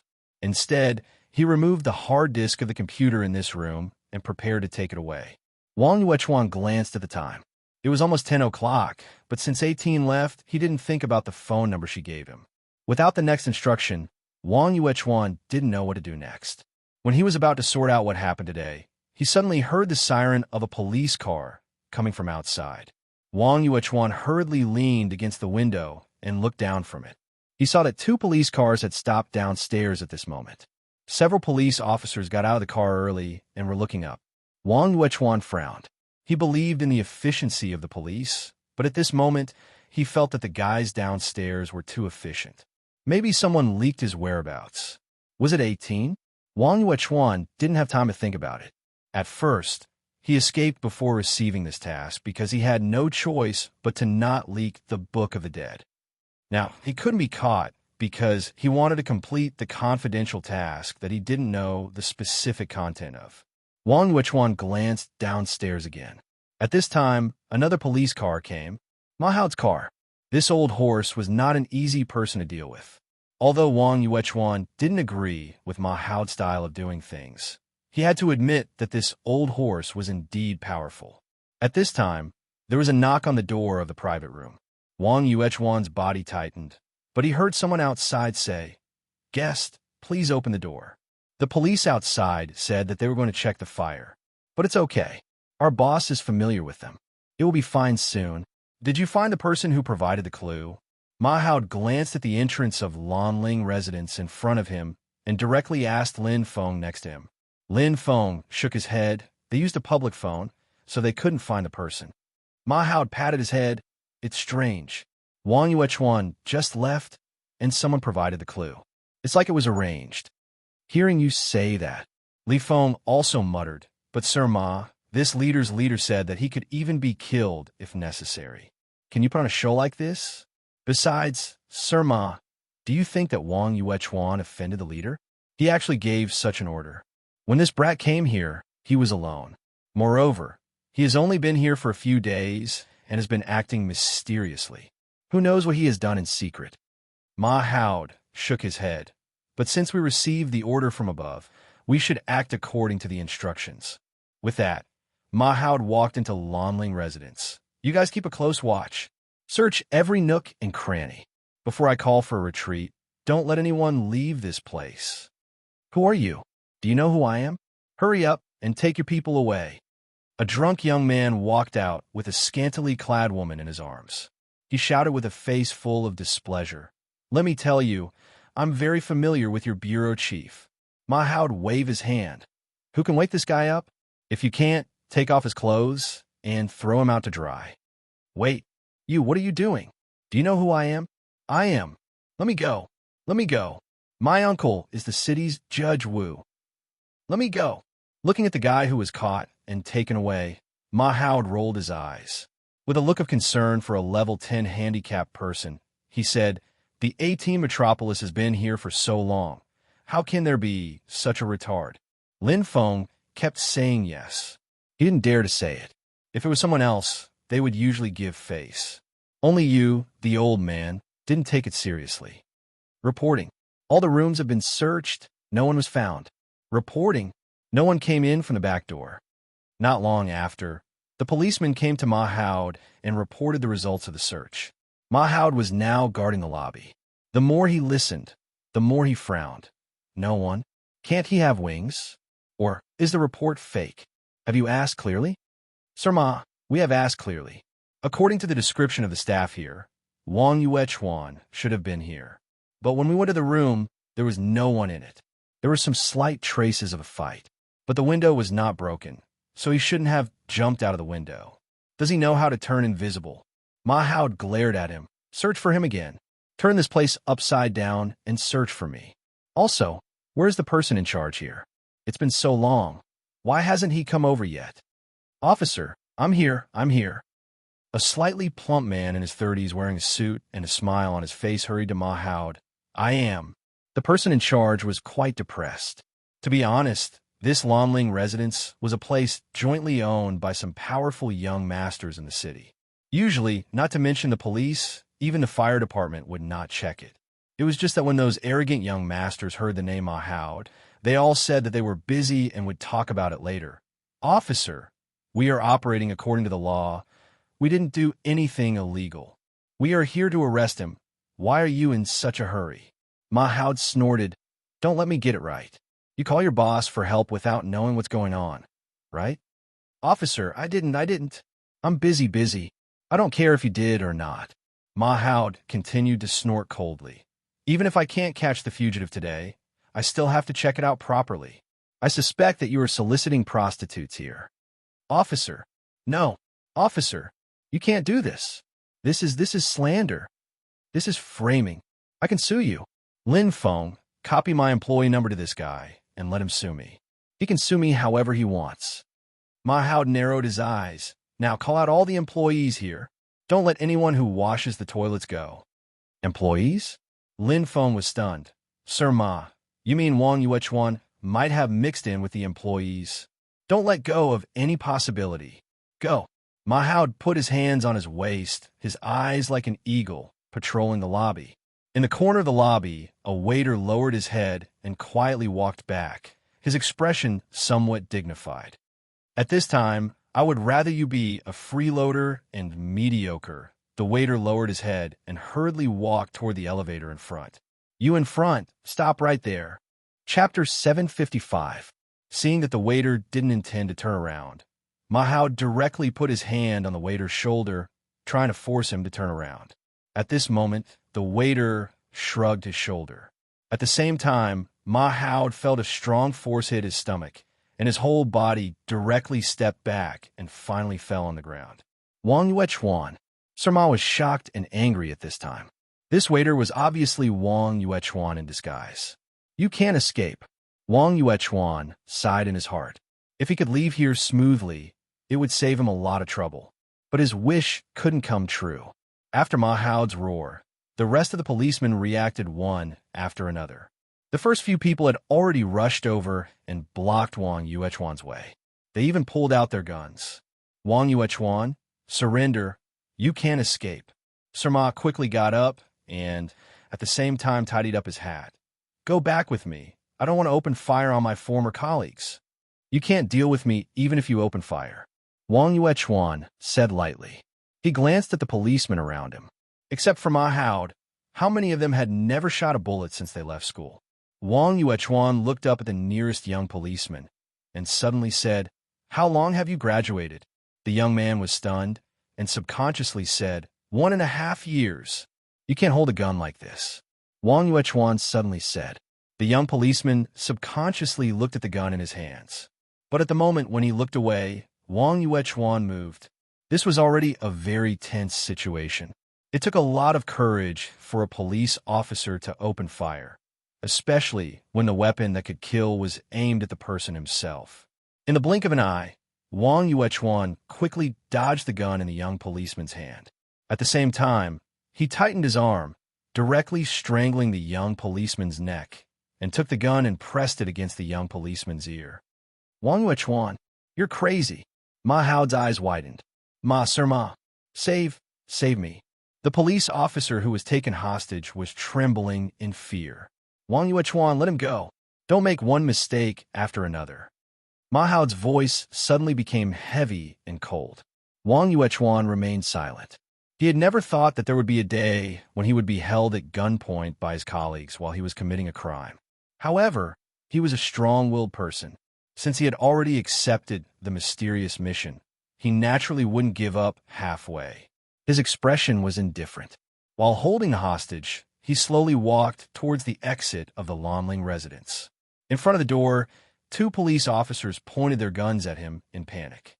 Wang Yuechuan quickly fired a shot at the floor with the gun in his hand. When the bullets were fired, the sound of the explosion caused the guests who were hiding at the side to scream in horror. The UF** king dared to shoot. Ma Hao was furious.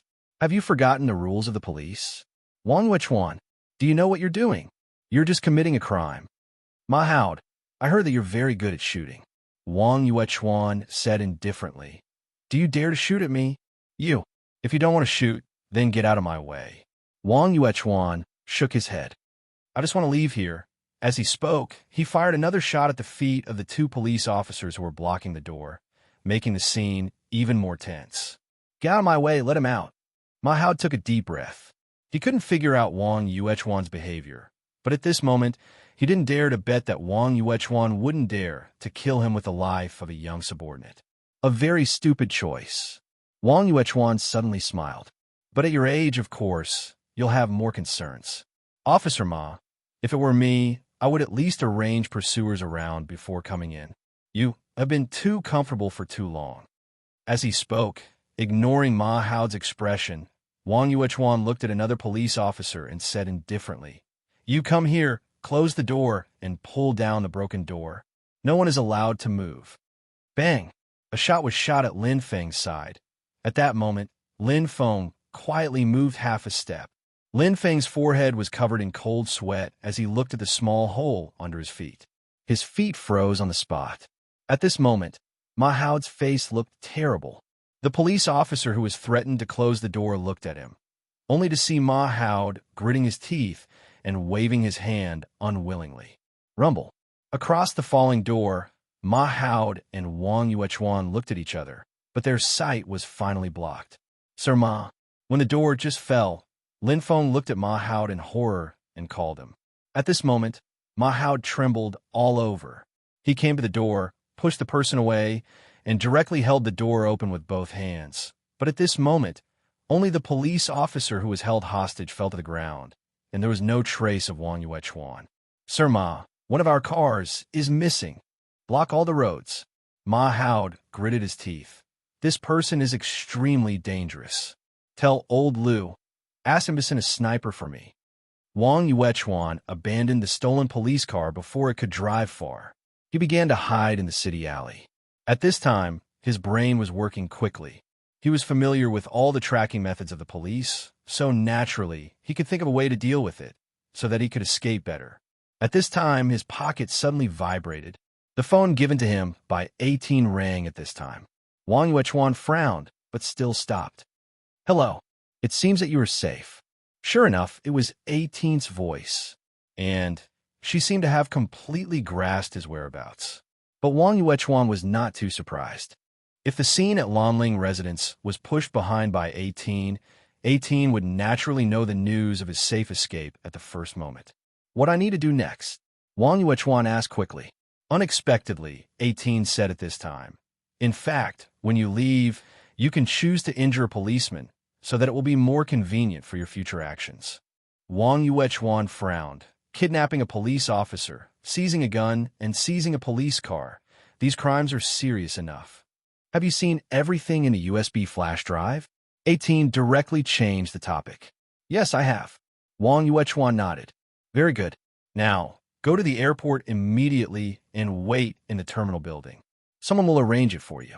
You need to go to a technical secondary school in Xiangjiang and then sneak out of the country. After arriving in Xiangjiang, I will contact you. Abroad? Which country? Thailand. That mercenary group is in Thailand. Wang Yuechuan asked solemnly. You will know when you get there? Well, there is no time to lose. If you wait any longer, I am afraid the airport will be blocked. Beep, beep. Wang Yuechuan subconsciously dialed back and found that it was an invalid number. He couldn't get through at all. He frowned, but he tried to find a way to go to the airport. In the distance, a black shadow on the building was staring at the intricate roads of the city below. A sharp, hoarse, and pleasant, gloomy laughter sounded. Go, go. When you overcome all difficulties and complete the task with great difficulty, I will give you a surprise. Of course, you have to complete it. Hee hee, hee hee. Suddenly, the sound of something being smashed woke up the driver who was dozing off in the chair. As soon as he looked up, he saw that Lu Zixing on the bed had fallen to the floor at some point. Lu Zixing's face was pale, but he looked anxious. His hands quickly touched the ground, looking around as if he was looking for something. Hey, sir, are you okay? The driver was shocked and quickly helped Lu Zixing up. Sir, are you okay? My coin. Lu Zixing wanted to push this guy away as if he was possessed, but he found that his hands and feet were weak at this time. Coin, what coin? The driver was stunned. Even if it was a gold coin, he wouldn't be so nervous. But he suddenly remembered something that happened when he sent this guy to the ambulance. Sir, are you talking about a 1 yuan coin? The driver quickly said, Here, put it here. As he said, the driver quickly took out a bag and took out his wallet and some things he carried with him.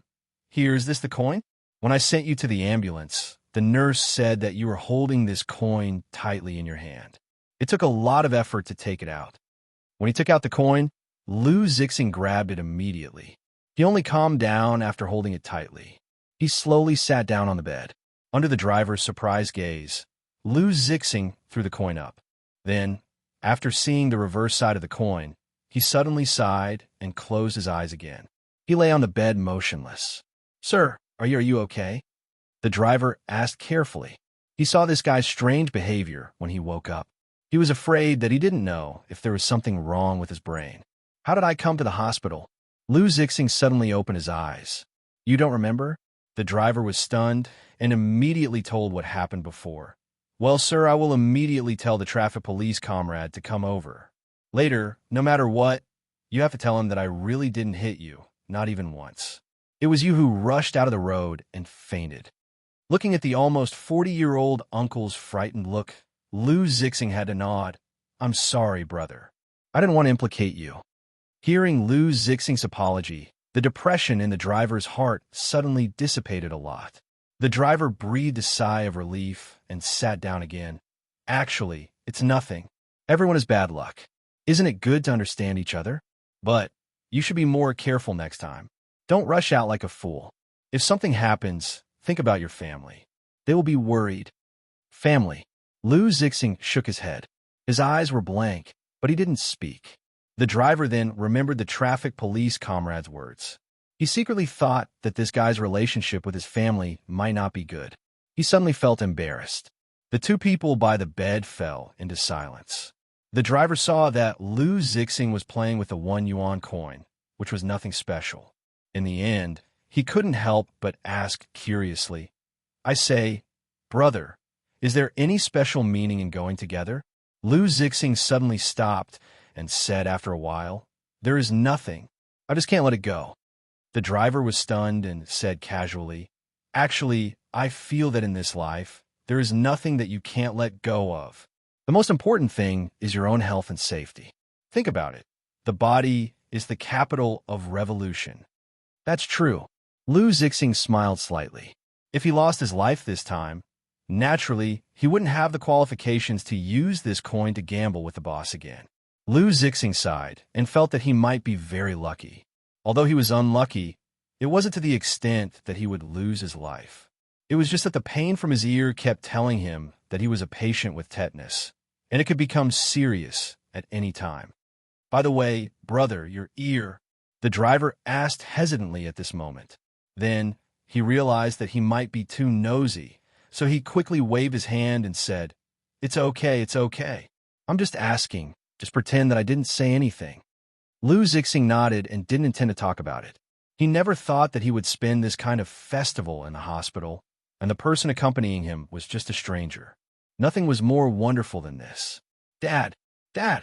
Lou Zixing suddenly raised his head and looked at the source of the voice. It was a 10-year-old girl wearing a small, cotton-padded jacket. Her face was bright red, but she trotted all the way into the public ward. Lou Zixing watched the little girl rush into the driver's arms, but his heart seemed to be stirred. Not only the little girl, but there was also a woman in her 30s behind the little girl. Aya, why are you here? The driver hugged his daughter and put his hands directly on his daughter's face, fearing that she would be cold. The woman quickly came over and looked as if she was blaming him. I was worried about you, so I came to see you. It's so late, and you're still in the hospital alone. You don't know that this little girl is crying and making a fuss. I really don't know what to do with her. Aya, does our baby miss Daddy? The driver ignored his wife's rebuke and directly stuck his face to his daughter's body. I'm sorry, baby. Daddy will make you something delicious when we get home later. Okay? Gift. Christmas gift. However, the little girl seemed to have turned into a spirit. She immediately pushed the driver away. Your beard is hurting me. I really don't know why Mommy is willing to give you a kiss. What the? The driver immediately covered his daughter's mouth and then looked at his wife embarrassedly. His wife glared at him and naturally didn't give the driver a good look. In the end, she probably saw that the driver was pitiful tonight, so she rolled her eyes and muttered unwillingly, Are you hungry? There's nothing delicious, so I made some dumplings for you. Eat whatever you want. The little girl took the thermos flask from her mother's hand and then gave it to the driver. The driver was also very hungry. He opened the lid and couldn't wait to take a bite with relish, thinking that his wife still cared about him. At this time, his daughter suddenly asked curiously, Uncle, why are you crying? The family of three looked at Lou Zixing at the same time. The driver just remembered that there was another person beside him, and the driver's wife panicked, not knowing what to do. Lou Zixing wiped his eyes at this time, but showed a smile and said softly, Your family has a good relationship. The driver was stunned and didn't know what to say. He could only say that, Brother, do you want to eat some too? I see that you are hungry too. Yes, I made a lot. The driver's wife quickly snatched the thermos flask from the driver's hand and put a lid on it and gave it to Lou Zixing. Try it, fresh mushroom meat. I just chopped it last night. It's fresh. Thank you. Lou Zixing nodded and took it with both hands. But he couldn't help but cry. He bit down, chewed, and tasted all kinds of flavors. Later, the comrade called the traffic police came, and Lou Zixing personally wrote a letter of guarantee in front of the driver, which made the driver's family of three feel relieved. After a long night, the family of three finally returned home. The traffic police came and left quickly, and just let Lou Zixing rest in the hospital. When the driver left, he didn't take the thermos flask with him. There were still a lot of dumplings left inside, and he said that if Lou Zixing was hungry, he would have something to eat. As for the flask, it didn't matter if he didn't use it. Lou Zixing didn't know the name of the driver. He didn't specifically ask, and the other party didn't take the initiative to talk about it. Perhaps this was a chance meeting, and they would never see each other again. Lou Zixing carefully ate all the dumplings in the thermos flask and then slowly closed his eyes as if he was savoring the taste in his mouth. When he opened his eyes again, there was suddenly vigor in his eyes. He took out the coin, but he didn't throw it out. Instead, he waited silently. Soon after, Lou Zixing looked at the position by the window and saw a person standing in front of the window. Boss, customer, I heard you call. Boss Luo smiled at Lou Zixing at this time. Are you going to continue the bet between us? Lou Zixing suddenly said, Have you eaten yet? Yes, thank you for your concern. Luochio responded politely. I have eaten too. Lou Zixing lowered his head and glanced at the thermos flask. I had a meal. The most ordinary home-cooked meal. Really? Boss Luo nodded, walked to the bed, and whispered, "It must taste good." Lu Zixing smiled and said, "Actually, the taste is really not good. The instant noodles I ate when I stayed in the hotel a few days ago tasted better than this." It was like a chat between old friends who hadn't seen each other for a long time. Lu Zixing didn't have the nervousness and fear when he saw Luochio from beginning to end. Boss Luo suddenly sat down and looked at the coin in Lu Zixing's hand. "Don't you want to gamble?" Lu Zixing sighed and said, "Why do you want to gamble when you know you will lose?" Luochio nodded and asked again, "Don't you want to gamble?" Lu Zixing shook his head. "If I don't gamble, how can there be a future?" So, Lu Zixing looked at the mysterious boss. His eyes were full of strange brilliance. "I know that I will lose no matter what I gamble now, so I won't gamble again. But I will wait until the opportunity that belongs to me comes back again. After that, I will gamble with you again. The customer's qualification to gamble fairly with me will always exist before you die." Luochio nodded. "I will gamble with you." Lu Zixing took a deep breath. "But when I gamble with you again in the future, I won't gamble with you on the kinship that I sold. I know that I may not win that way. I can't afford to lose. So I will gamble with you on chance. I will gamble on a chance that I can recreate the kinship that belongs to my family. You're just giving me a chance. In this way, the price of my bet should be lower. I have more chances to win." "Indeed." Luochio smiled. "If it's just an opportunity, the stake required is not too high. However, I have to remind you that opportunities can also fail." Lu Zixing said indifferently, "But in this way, I can maximize my life. Without my life, I have nothing. However, my life is still there. I just have to start all over again. I hope you can win against me, dear customer." The boss disappeared into the night. Lu Zixing looked at the night outside the window and suddenly smiled. He lay on the bed and slowly closed his eyes. Chapter 756. According to the original plan, they were supposed to have a meal after watching the movie, but this trip was canceled in the end, because Mo Xiaofei was distressed about the class leader's current state. According to Zixing, the class leader needed to rest for a few days to recover her spirit. After separating from Juefeng, Mo Xiaofei and the class leader did not discuss the movie anymore. The class leader was just an ordinary person. She was in a daze during the whole process. Naturally, she had nothing to say. As for Mo Xiaofei, those extraordinary experiences were just frightening when they were told. He didn't have the idea of showing off his ability. He just wanted to be the Mo Xiaofei they knew in front of his family and friends. On the bus, Mo Xiaofei smelled a faint fragrance. The class leader fell asleep not long after getting on the bus. Her little head rested on his shoulder. Perhaps it was just a subconscious behavior, but Mo Xiaofei didn't move at all. He was afraid that the class leader would wake up. At this time, he suddenly wanted to stop or slow down the bus a little. He was like a knight silently guarding a sleeping princess. The bus drove through the bustling street and gradually came to the neighborhood of the residential area. It stopped for a while and finally arrived at the station. It was just that the class leader fell asleep and didn't wake up when the bus stopped. Mo Xiaofei knew that she was too mentally exhausted, so he was even more reluctant to wake her up. Under the strange gaze of the people on the bus, he helped the class leader out of the bus. "She really can sleep." Mo Xiaofei smiled. After getting off the bus, he carried her forward. There was still a short distance to her home. The road was really not long. They arrived in a short while. Mo Xiaofei put the class leader down. Seeing that she still had her eyes closed and her breathing was steady, he had the idea of kissing her. The moment this idea came into his mind, Mo Xiaofei lowered his head slightly. He wanted to kiss her lips, but at the moment when he was about to touch her, he saw the class leader's eyelashes trembling slightly. Mo Xiaofei took a deep breath and quickly straightened his body. He secretly thought that taking advantage of others' difficulties was not a gentleman. But if he didn't find out that she was about to wake up, would he kiss her? Well, the class leader responded and opened her eyes.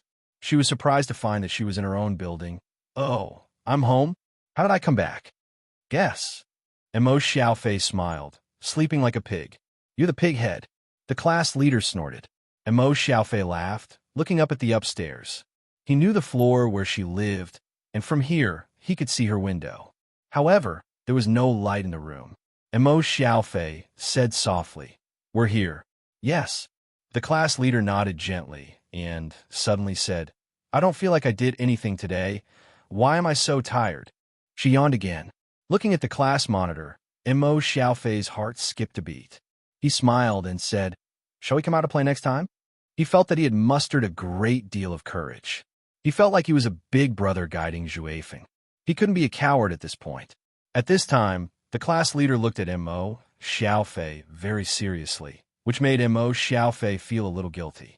Under Mo Xiaofei's apprehension, the class leader finally said, "I will try to play less in the future." "Really?"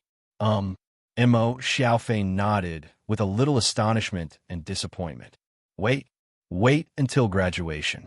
The class leader said again abruptly, then pushed Mo Xiaofei's chest, turned around, and ran upstairs.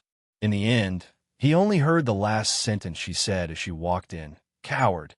If it weren't for his extraordinary hearing at this time, he might not have heard this whisper. Mo Xiaofei stood in front of her door in a daze, recalling her other words in his mind.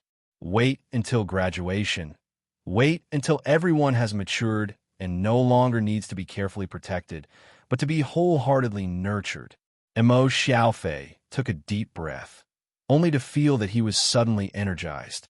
Taking advantage of the moment when no one was looking around, he soared into the sky and freely roamed the night sky of this city.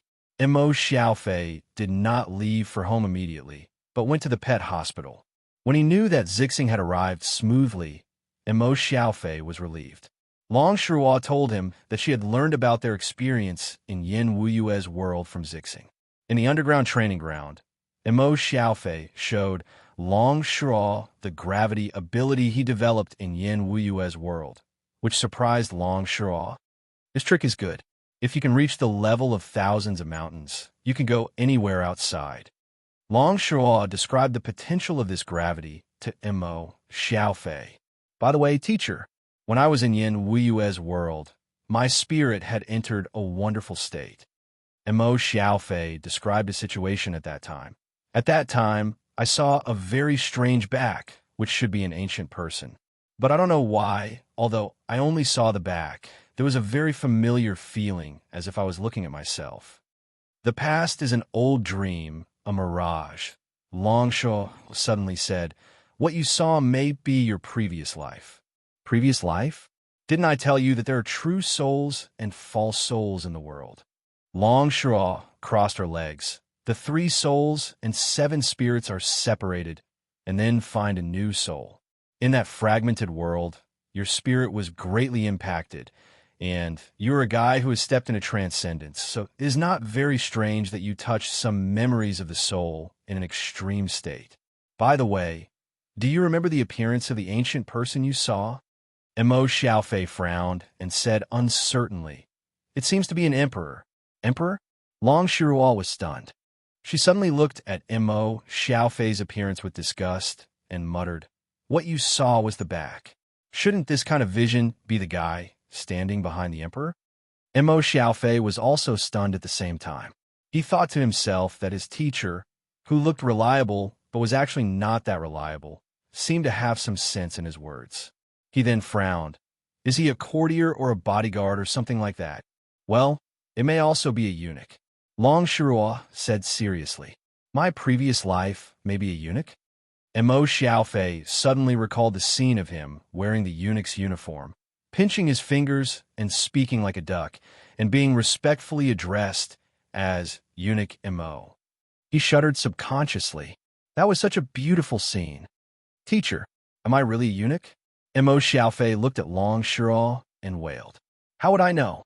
Long Shuo shook her head. "Even I can't see what your previous life is. But if you really want to know, it is not impossible." "Is there any way?" Mo Xiaofei asked eagerly. "Why not?"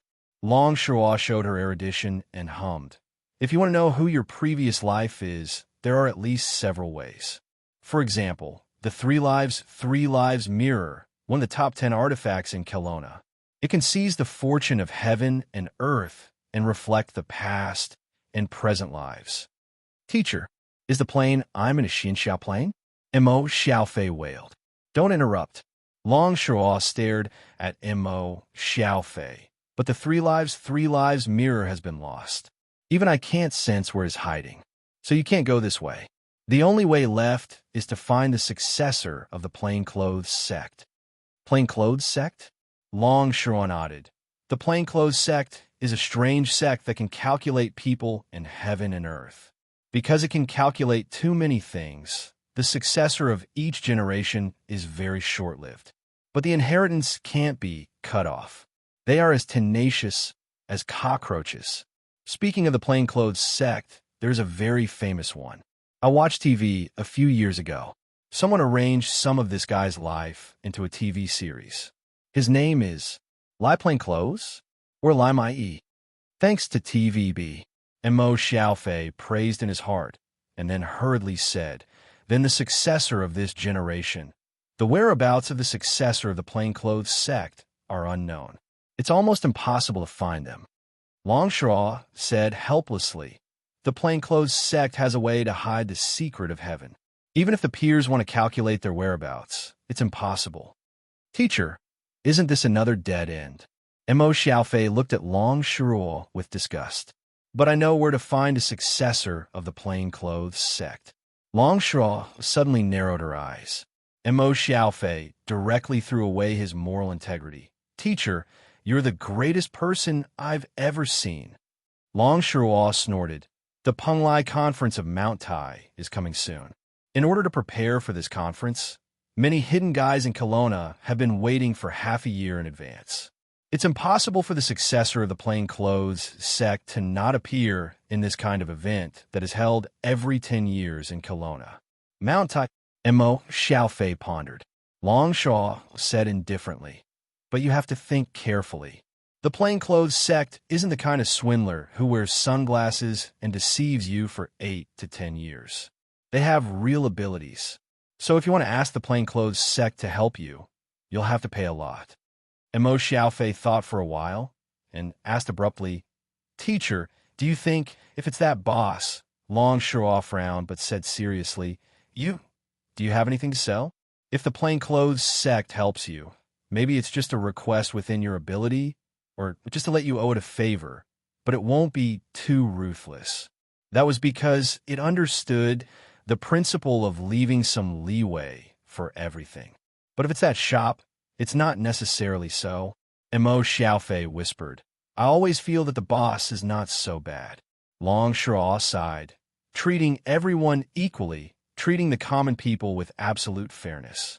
Don't you think it's terrible? That's no longer human. Mo Xiaofei wanted to say something, but stopped. In the end, he fell silent and didn't continue to discuss the boss. Long Shuo lost interest at this time. She waved her hand and said, Well, you're tired today? Go back and rest early. I'll deal with the greedy wolf clan. You'd better come to cultivate on time tomorrow. In addition, you should forget about the world fragment for the time being. It's not time for you to come into contact with it. There are some things that I don't want you to know. It's not that I look down on you or have other intentions. I just want you to focus and not think too much. Mo Xiaofei nodded and left Long Shuo's office. He quickly found Zixing. After a few words of greeting, he left under the vigilant gaze of Greedy Wolf Clan's wolf warrior. After Mo Xiaofei left, Long Shuo frowned. She also told Zixing and walked out quietly. After seeing Lu Zixing in the hospital, Luochio didn't go back to the central square to meet Rin Xiling and others immediately. Even if he had returned to the square at this time, there are all kinds of people here. Different people, different brilliance like an ocean. Luochio sat on a bench, quietly watching those people in the square. He suddenly remembered the day when he got the position of the club owner. He remembered that day. He seemed to be looking at the pedestrians on the street like this. Then, he walked on a road that he couldn't imagine before. Luochio lowered his head and turned his palm. A small gift box appeared in his palm. He pushed his palm up. The box rose slowly and then disappeared into the air.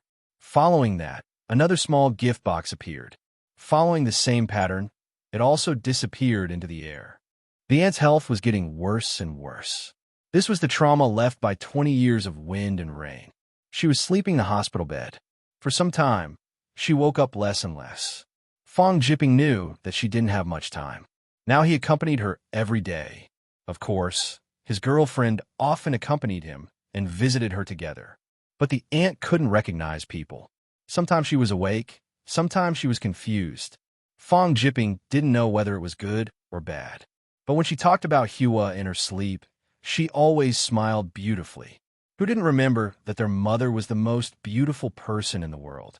Tonight, Fong Jipping and his girlfriend didn't go somewhere to celebrate. Instead, they came to the hospital as usual. His girlfriend was getting hot water for the aunt to wipe her body. Fong Jipping was asking the doctor about her condition, because the doctor said that the ant's body was reaching its limit, so he should be mentally prepared. No one saw that beside the ant's pillow, a small box appeared out of nowhere and opened automatically. A little light, like stardust, scattered from a box and finally attached to the ant's body. When Fong Jipping left the doctor's office dejectedly and returned to the ward, he met his girlfriend who just came back with water. They looked at each other and smiled. Then, they pulled themselves together and entered the ward. The moment they entered the ward, they were both stunned, because they both saw that the aunt had woken up and was now sitting on the bed, looking at them. Her eyes were no longer cloudy. "Mom!" Fong Jipping knew that she was awake now and recognized him. Zhuge held his girlfriend's hand happily, watching a TV series at home. She said that she didn't like to see people outside at this time. It was better to stay at home quietly. Zhuge said yes, he would be wherever she wanted him to be. This wasn't an outstanding sweet talk, but made his girlfriend smile sweetly. Suddenly, his phone received a message. "Oh, it's so late. Is it a promotion message?" "I don't know. Let me see." Zhuge stood up unwillingly, picking up the phone from the table. He glanced at it quickly and then blinked. "Damn, it can't be. What's wrong? Why are you making a fuss?" "Honey, I seem to have won the lottery. 1-week tour in Europe. 2 people share." "Ah." Ms. Wang lay down early and was ready to sleep. The doctor said that she needed more rest because she was pregnant. Now that her belly was big, it was inconvenient for her to move. Besides, she was divorced and single. Although it was Christmas Eve, she naturally didn't want to go anywhere to play. She touched her belly, showing motherly love. She didn't feel lonely, but fell asleep slowly. She seemed to have a dream that she returned to her childhood. Chapter 757. High up in the sky, the helicopter's propeller made a rumbling sound as it drove into a mountainous area. "Sir Robert, we're about to arrive at the base that was attacked. The helicopter is about to land. Please sit tight." In the cabin in front, a man in a white uniform turned around and said, "No need. Open the cabin door here." Robert, who had the title of Wolf King, waved his hand and ordered his men to open the side door of the cabin. "I smell the scent of prey." The 2 pilots looked at each other. They knew that the gods' generals from Paradise Island were extremely powerful. They did not dare to hesitate and immediately opened the cabin door. Luo Bo directly stepped out of the air, his body straight as a ramrod as he descended from the sky.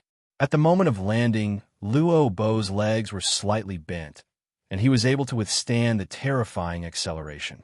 The 2 mech pilots were speechless. At this time, Lobo twisted his neck, and his bones made a cracking sound. Then, he quickly walked towards a certain direction in the forest. In front of him, he could clearly feel a strong will. "Oh, he didn't leave after destroying the base. Is he waiting for me on purpose?" Robert smiled. The attraction between the strong allowed Luo Bo to clearly lock on to the position of the other without any sophisticated equipment. Robert entered the forest, and the pilots were unable to track the heavenly generals. They could only continue to drive the helicopter forward. Here, only the base had a landing pad for the helicopter to land safely.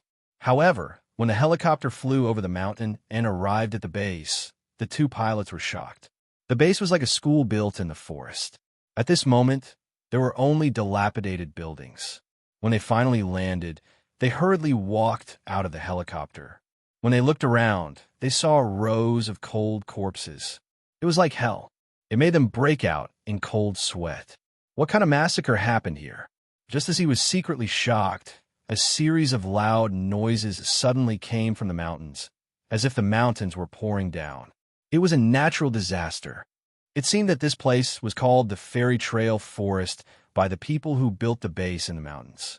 Of course, there was no so-called fairy trail here. It was just that the scenery was beautiful like a fairyland. There was a small waterfall in the Immortal Trail Forest. The water flowed down and hit the rocks. White mist drifted away like an illusory cloud. At this time, beside the flowing stream, a young girl wearing a black dress was washing her long hair.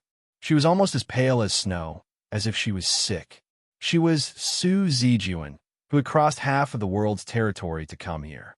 Except for the areas near the Mediterranean Sea, the winters in the northern hemisphere were almost the same. In the Immortal Tracking Forest, the wide leaves of the trees began to fall, covering the ground.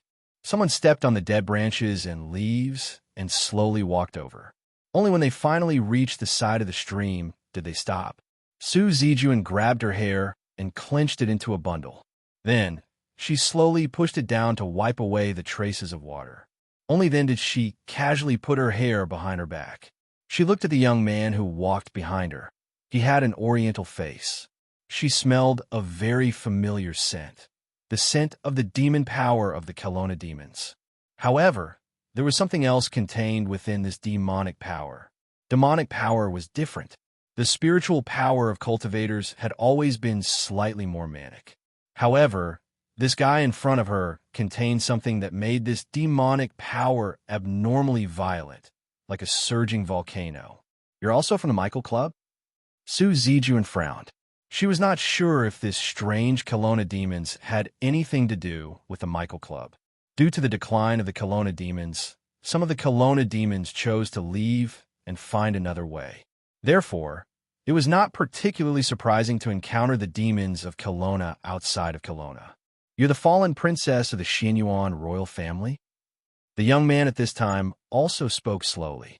Su Zijuan sneered and stood up.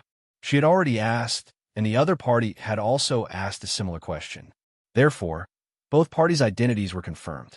Su Zijuan said indifferently, "I've been waiting here for almost a day before the Michael Club sent you here. The speed of this matter is really disappointing. What makes me even more disappointed is that they actually only sent you here." The demonic young man, Lobo, suddenly whistled and said with an evil smile, "As the saying goes, quality is more important than quantity.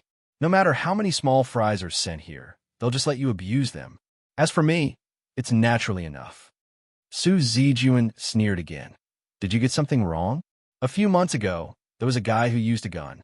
While I was not in a good state, he secretly attacked me and made me suffer a little. Do you really think that I'm easy to deal with? A guy who used a gun?" Lobo was startled, then said indifferently, "You mean Cook?" However, he didn't use his full strength. Kelowna is content to stay in a corner. Maybe they don't know how big the world is. Humph! Idiot who forgets his ancestors. A dark red demon power suddenly erupted from Su Zijuan's body. Wolf King Lobo's expression was indifferent at this moment. Forgetting my ancestors? They never gave me anything. Instead, they took it away from me. In this world, the strong are respected. It's useless to say more. Let me also try and see how much ability the princess of the Xianyuan royal family has after falling. The flesh on Lobo's hands suddenly exploded at this moment. Inch by inch, white bone armor spread out from the flesh and completely covered his arms in a moment. The bone armor on this pair of arms was ferocious, and the elbows were terrifyingly sharp bone blades. It looked like they were born to kill. Su Zijuan smelled a lot of souls and blood from this guy. She didn't know how many people this guy had killed to be able to accumulate such a terrifying murderous aura. But even if this murderous aura was twice as strong, it couldn't shake her mind. At this time, Su Zijuan directly punched out. A dark red demon power erupted, and a terrifying wave of air suddenly pressed down on Wolf King Lobo. Seeing this, Wolf King Lobo's expression suddenly turned serious. This dark red demon power seemed endless, and each wave was more pressuring than the last. At this moment, facing this boundless demon power, he even felt like he was facing a flood. Just the right time to temper my battle intent. Wolf King Lobo laughed wildly. At the same time, he also punched out. Under the pressure of Su Zijuan's dark red demon power, he forcibly opened up an area that belonged to him. The fist wrapped in bone armor fiercely collided with Su Zijuan's small white fist. A pure collision of strength against strength. The loud sound of the mountain stream came from this. That terrifying sound wave reverberated in the mountains, as if it was going to shake the mountains. The moment the two collided, two powerful forces spread out, turning into a terrifying shockwave, blowing the surrounding trees in pain. The result of this exchange of fists was not an inch of ground. At this moment, the bone armor on Wolf King Lobo's fist suddenly shattered. It actually couldn't block Su Zijuan's punch. At this moment, he calmly retreated and shook his arm, shaking off the shattered bone armor. Huh? Is this what you mean by I don't know how big the world is? Su Zijuan's gaze turned solemn. Lobo glanced at the shattered bone armor on the ground and lightly clenched his fist.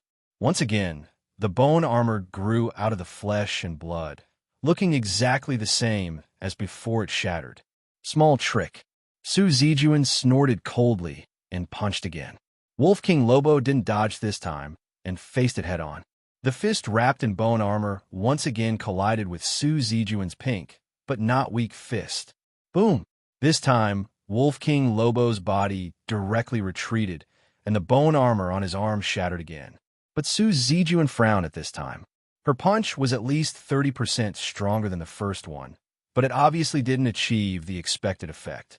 The drought demon physique was originally famous for the strength of the physical body, but this guy, the strength of his physical body, seemed to be extraordinary. Seeing this guy grow his bone armor again, Su Zijuan didn't plan to give him a chance to breathe this time.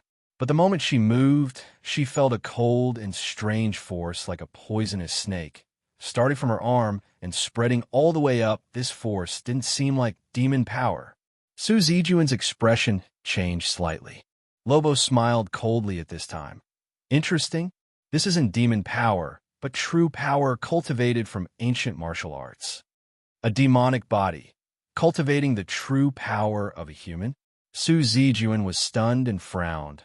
Other than demon power in your body, the other force is true power. After all, the demon race was different from humans. How did this guy cultivate true power? Su Zijuan couldn't figure out. Wolf King Lobo smiled, but didn't say anything. Su Zijuan snorted, and the demonic power in his body erupted, instantly expelling the foreign energy from his body. As a member of the demonic race, instead of polishing your own demonic power, you are cultivating the true power of a human. You are simply putting the cart before the horse. No matter what it is, as long as it can make me stronger, I don't care. Wolf King Lobo let out a sinister laugh. Princess of the Xianyuan royal family, don't underestimate any kind of power. Because no matter what it is, as long as it reaches the peak, it can explode with unimaginable potential. Saying that, Wolf King Lobo's flesh and blood started to explode, and now it wasn't just his arms. His entire body was covered with a pale, white bone armor. The moment the bone armor was completely covered, Lobo's body turned into a cannonball, and actually took the initiative to attack for the first time. Su Zijuan instinctively blocked, but suddenly felt the strength from Lobo's fist increase by several times. The strange force born from demon power and strange true power, once again burrowing into her body, and she actually felt a trace of pain. But this was far more than that. At this moment, a sharp bone spike suddenly shot out from the bone armor on Luo Bo's chest. The bone spike shot out too quickly, and actually pierced through Su Zijuan's shoulder in a moment. My bone marrow is fused with a special alloy. When it congeals outside the body, its hardness can surpass the hardest diamond. Lobo laughed sinisterly and continued to attack crazily. The bone armor on his body would constantly shoot out terrifying bone spikes and was impossible to defend against. Su Zijuan was not paying attention. and her arm was once again pierced by the bone spike. But at the same time, she had to admit that this rascal relied on this ability and could be considered as a great demon. Although the opponent's demon power was not exposed, but after fusing with true power, the strange force was extremely hard to deal with. Su Zijuan sighed, and from the initial surprise, she calmed down, looked at Lobo, and said seriously, "I was careless. But if it's only this, compared to the one who used the spear, you are not much stronger." As she spoke, Su Zijuan's shoulder and arm that were pierced, the wounds quickly healed, and the speed was even faster than Lobo's bone armor's regeneration by several times. "Looks like the battle between us is a war of attrition." Lobo laughed wildly. If it was only a competition of physical strength, he knew that he would not lose to anyone. "Is that so?" Su Zijuan's pupils instantly turned into fragments of gold. The dark red, demonic power erupted once again, but this time it was several times stronger than before. Two terrifying streams of demonic power intertwined and circled around her before suddenly shooting up into the sky. First layer of seal. Release. The place where she stood, the ground instantly sank. With one step, Su Zijuan's body suddenly grew from the original 14 or 15 years old appearance to the appearance of 17 or 18 years old. I said, "The one who used the spear took advantage of my bad state at that time, and it was a sneak attack, which made me suffer a small loss. If you think that I'm easy to deal with," that voice directly sounded in Lobo's ear, making his breath suddenly stop. "Then you have to bear the consequences." The voice fell. Su Zijuan's figure suddenly disappeared, and Lobo was unable to lock onto the opponent's movement speed. At the same time, he only felt a huge force hit his back. Bang, bang, bang. Lobo's body was like a sandbag, bearing the terrifying many heavy blows from different directions. From the ground to the sky, he was like a drifting catkin, constantly swaying in the wind. Bang! Suddenly, when Lobo's body was thrown into the air, another huge force came from above. Lobo's body directly hit the ground, only to hear a huge roar in the forest. Lobo's body completely sank into the ground. At this moment, the bone armor on his body was completely shattered, and he spat out a mouthful of pus and blood. Su Zijuan's figure was floating in the air, looking down. After drinking the blood of Cain from that profiteer, her current state was very good. Her old injuries were healed, and she was not in Kelowna, so naturally she could release her power without restraint. Lobo coughed out another mouthful of blood, but he gritted his teeth and climbed up from the ground. His clothes were already shattered by the bombardment, and now he directly tore them, revealing a terrible scar on his chest. That was the position of his heart. But Su Zijuan frowned, because not only the wound on Lobo's heart, she also saw a huge tattoo on Lobo's chest. This tattoo was in the shape of a wolf's head, but this wolf's head was covered with a lot of scars, which seemed to be intentional. But Su Zijuan recognized the origin of this wolf head tattoo. "You are Greedy Wolf Clan? I have nothing to do with them." Lobo roared to the sky. "I am me, Xinyuan Princess. Eat my strongest attack." Sentence. Lobo suddenly waved his hand, and a strange blue short blade directly rushed out of his body, suddenly flying towards Su Zijuan's neck, directly going for her throat. Su Zijuan suddenly felt a sense of danger. She felt that if she was touched by this short blade, it would directly cut off her head. A head attack. Along with the strange flying trajectory of the short blade, there were bursts of distortions in the space, and it was impossible to directly lock onto the short blade's trajectory. Su Zijuan was shocked and angry at this time, but she directly opened her mouth and spat out a terrifying flame. The drought demon came out. Thousands of li of land were red, burning everything. The flames submerged the short blade, and at the same time, it also submerged Lobo, burying everything in the sea of fire. The fire blocked his line of sight. When Robber's body was engulfed by the flames, a strange twisting whirlpool appeared behind him. An arm quickly stretched out from the whirlpool, grabbed Robber's shoulder, and pulled him into the whirlpool, directly pulling him into the whirlpool. Whoosh! Below, The area of hundreds of meters had been turned into scorched earth. Su Zijuan slowly descended, stepping on the scorching earth.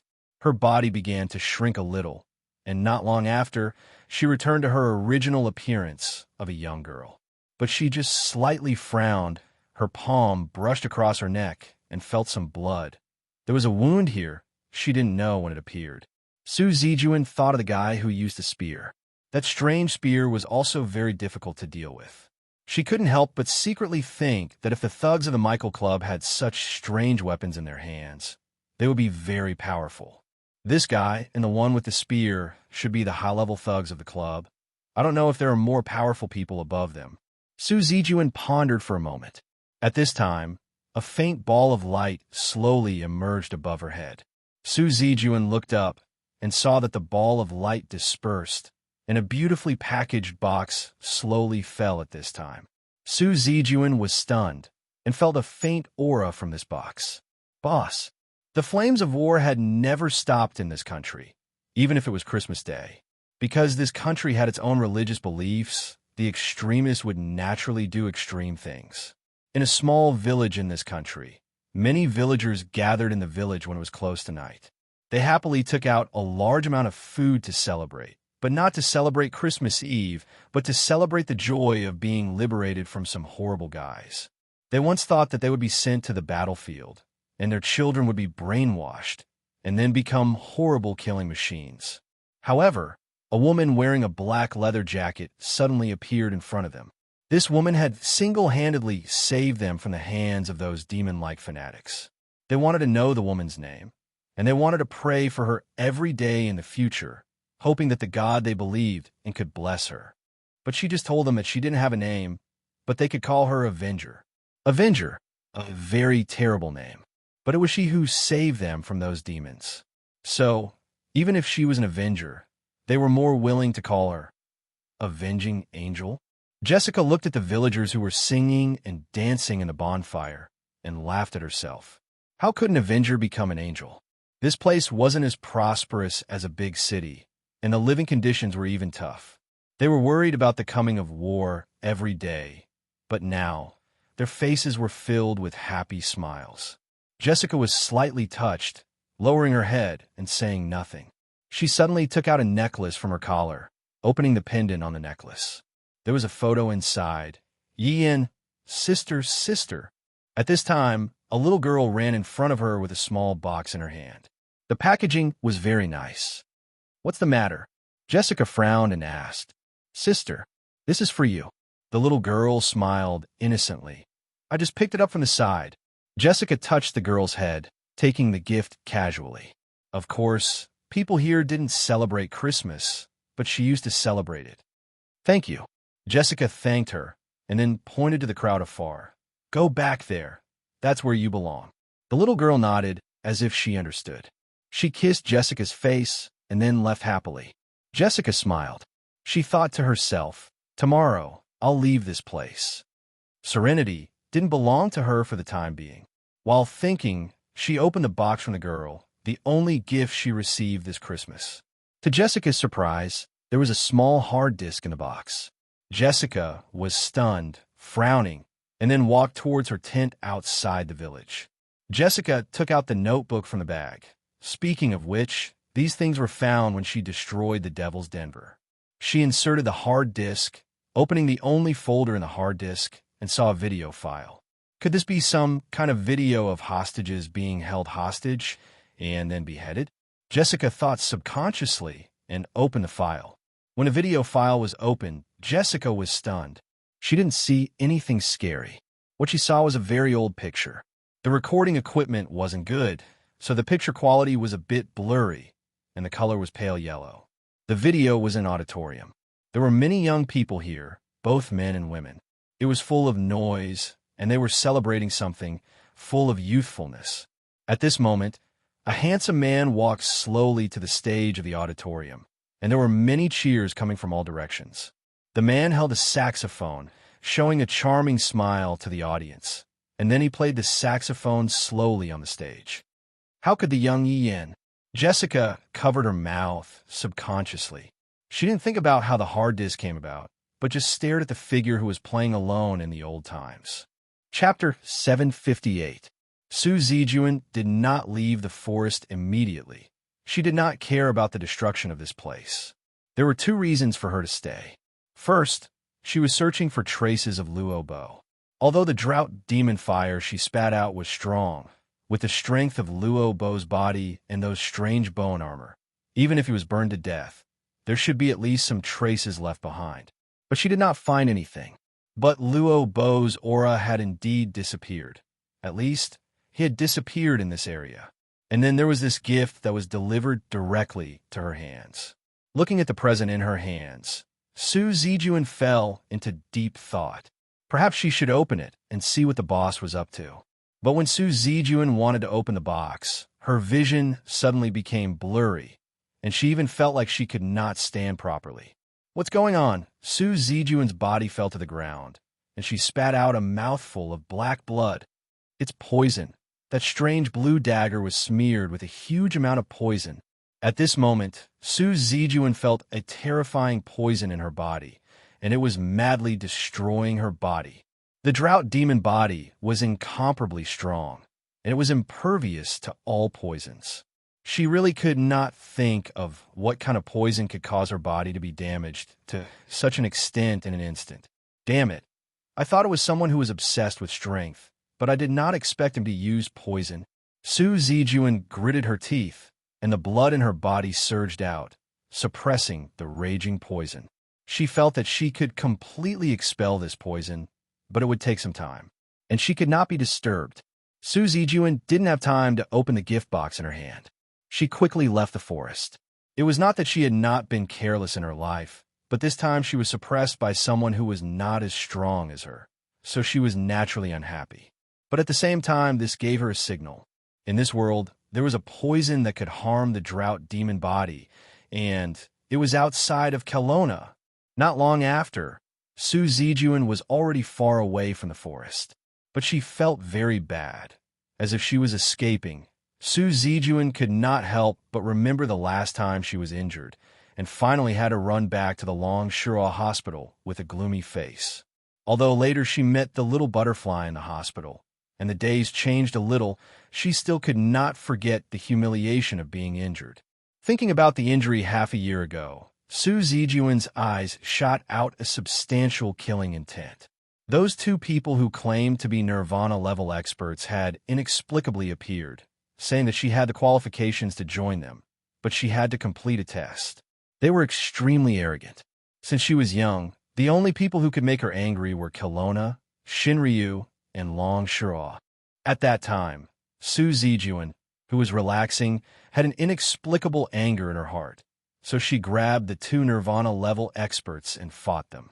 But she did not expect that these two people who claimed to be Nirvana-level experts were shockingly strong. In the end, they forced Su Zijuan to risk her life and directly release the third seal in her body, injuring the two people, and thus she was able to escape. Su Zijuan was an extremely arrogant person, so she naturally wanted to get back her intestines after suffering a loss from these people who claimed to be Nirvana-level experts. Otherwise, if that damned old woman Long Shura found out, she was afraid that she would be laughed at for hundreds of years. But regarding the information of Nirvana-level experts, Su Zijuan did not obtain any information. She only knew the name of one of the two Nirvana-level experts who had invited her, a coquettish woman named Lee Kester. Su Zijuan rushed all the way, not caring about where she was going. She did not look at the map, but when she destroyed the club's base in the Immortal Trail Forest, she found information about another base. This time, she planned to look for a safe place to expel the poison from her body while heading toward the other base. But she did not know that the direction in front of her was a place where war and chaos interweaved. The Middle East. Wolf King Lobo felt as if his body was falling apart, and then he was casually thrown to the ground. Recalling the flames that the Xianyuan royal princess had spat out, Lobo's heart still palpitated. He wondered if he would be able to resist if he were to face her head-on. But compared to that hypothesis, Lobo was more concerned about his current environment. Clearly, he had been saved. That twisting vortex. Lobo got up from the ground. He was not surrounded by a forest, but a very luxurious modern apartment. In an instant, space had split open, allowing him to come to this place from the immortal trail forest. What appeared in front of Lobo was a very ordinary-looking old man with disheveled hair. Looking at his appearance, he was at least 80 years old. Lobo could not even feel the aura of an expert from this old man. But it was clear that this old man had saved him from the flames of the Xianyuan royal princess.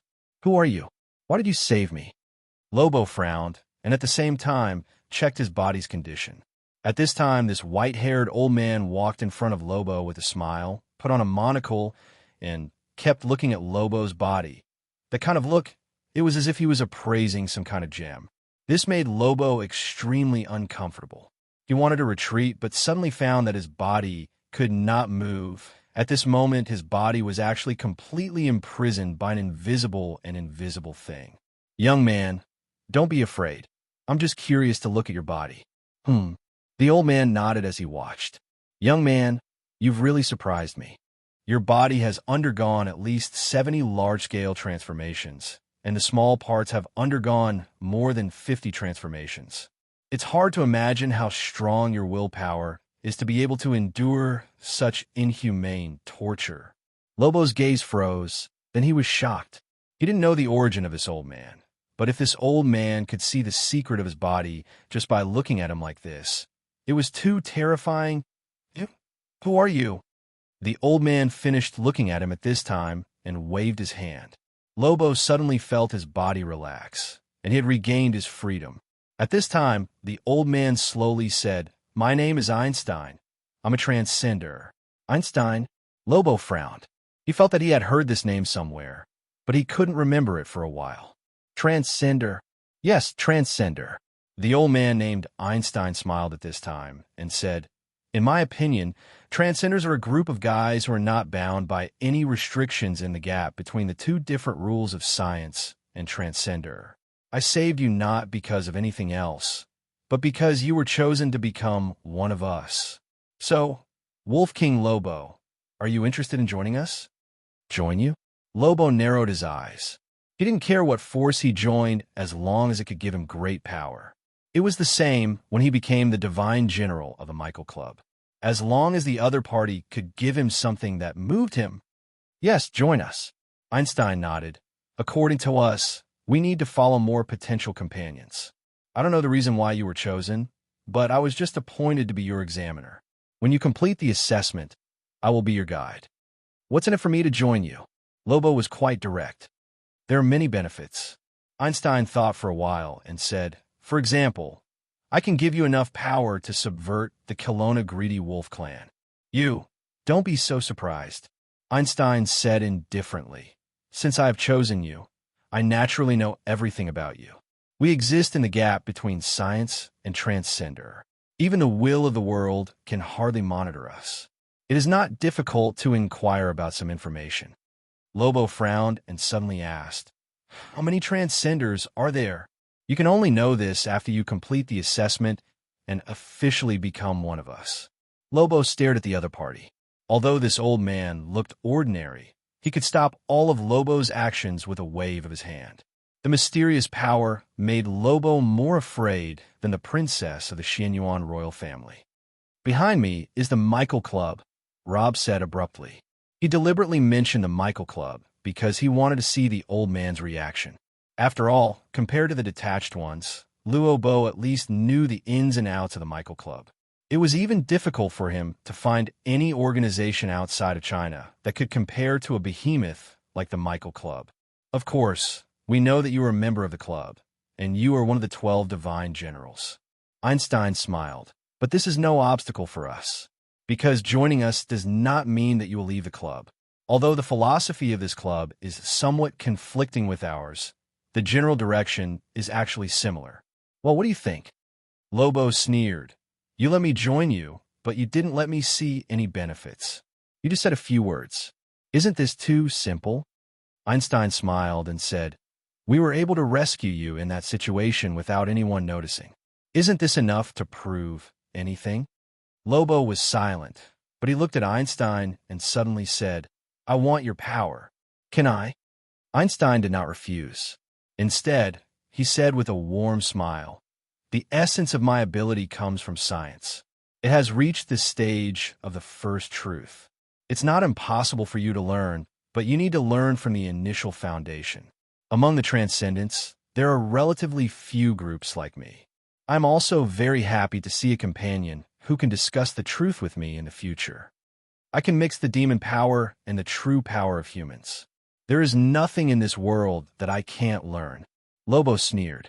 Einstein waved his hand, and a small crack suddenly appeared on Lobo's head. In the crack, a large number of brick-like, thick books fell down. In the blink of an eye, they piled up into a small mountain. Lobo frowned, thinking that this was some secret book. He picked up a book and read it, but he frowned again and again. He looked at the title of the book again. It was written Euclidean geometry. Lobo finally closed the book. He secretly thought that he would find time to read all these things in the future. Even if he didn't understand them, he would memorize them all first. "Well, I can promise to join you, but you can't restrict my freedom. There are no benefits for free, and the obligation is not for nothing." Einstein chuckled. "Young man, you have to be more mature. Moreover, before you join, you need to pass an assessment." "What is the assessment?" Einstein looked at Lobo at this time and showed a pleasant smile.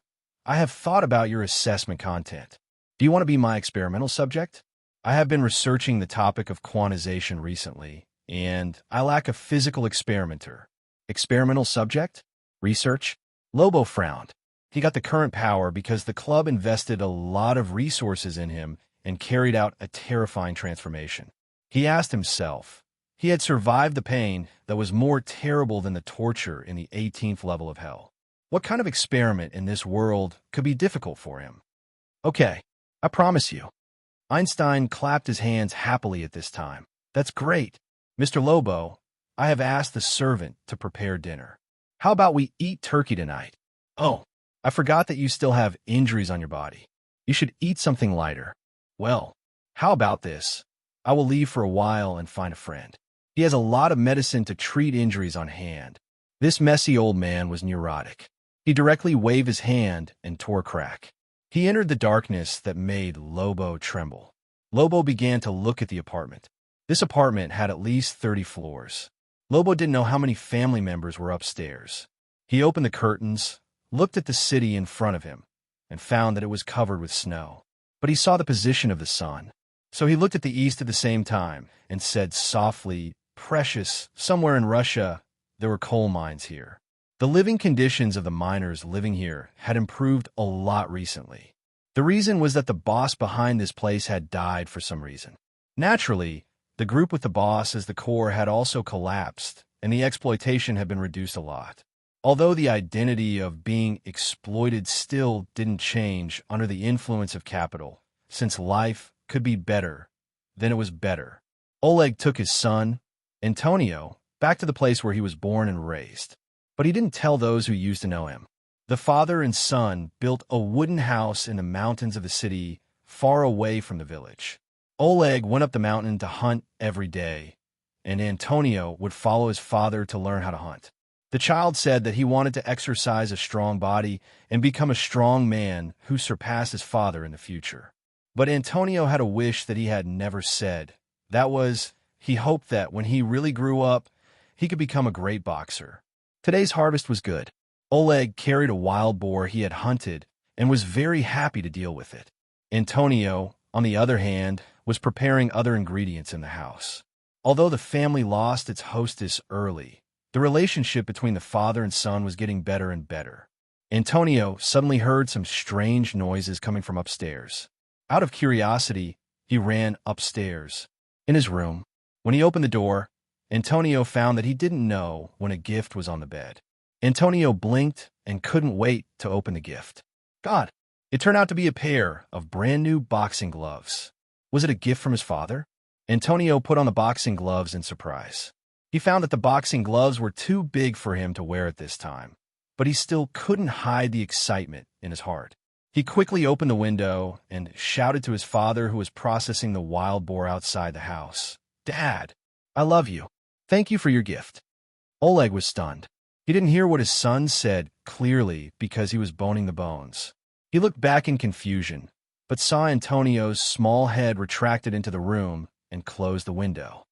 This child is so mysterious. Oleg smiled and looked up at the sky. Maybe his wife could see it in heaven? After long Sharal left the hospital quietly, she came to the cinema mentioned by Zixing and secretly investigated. For this reason, she even used the power of the bead once to temporarily restore some of the power of Shinryu. But after the effect passed, she still didn't gain anything. She was a little discouraged and left. But at this time, a gift box fell in front of Long Shura.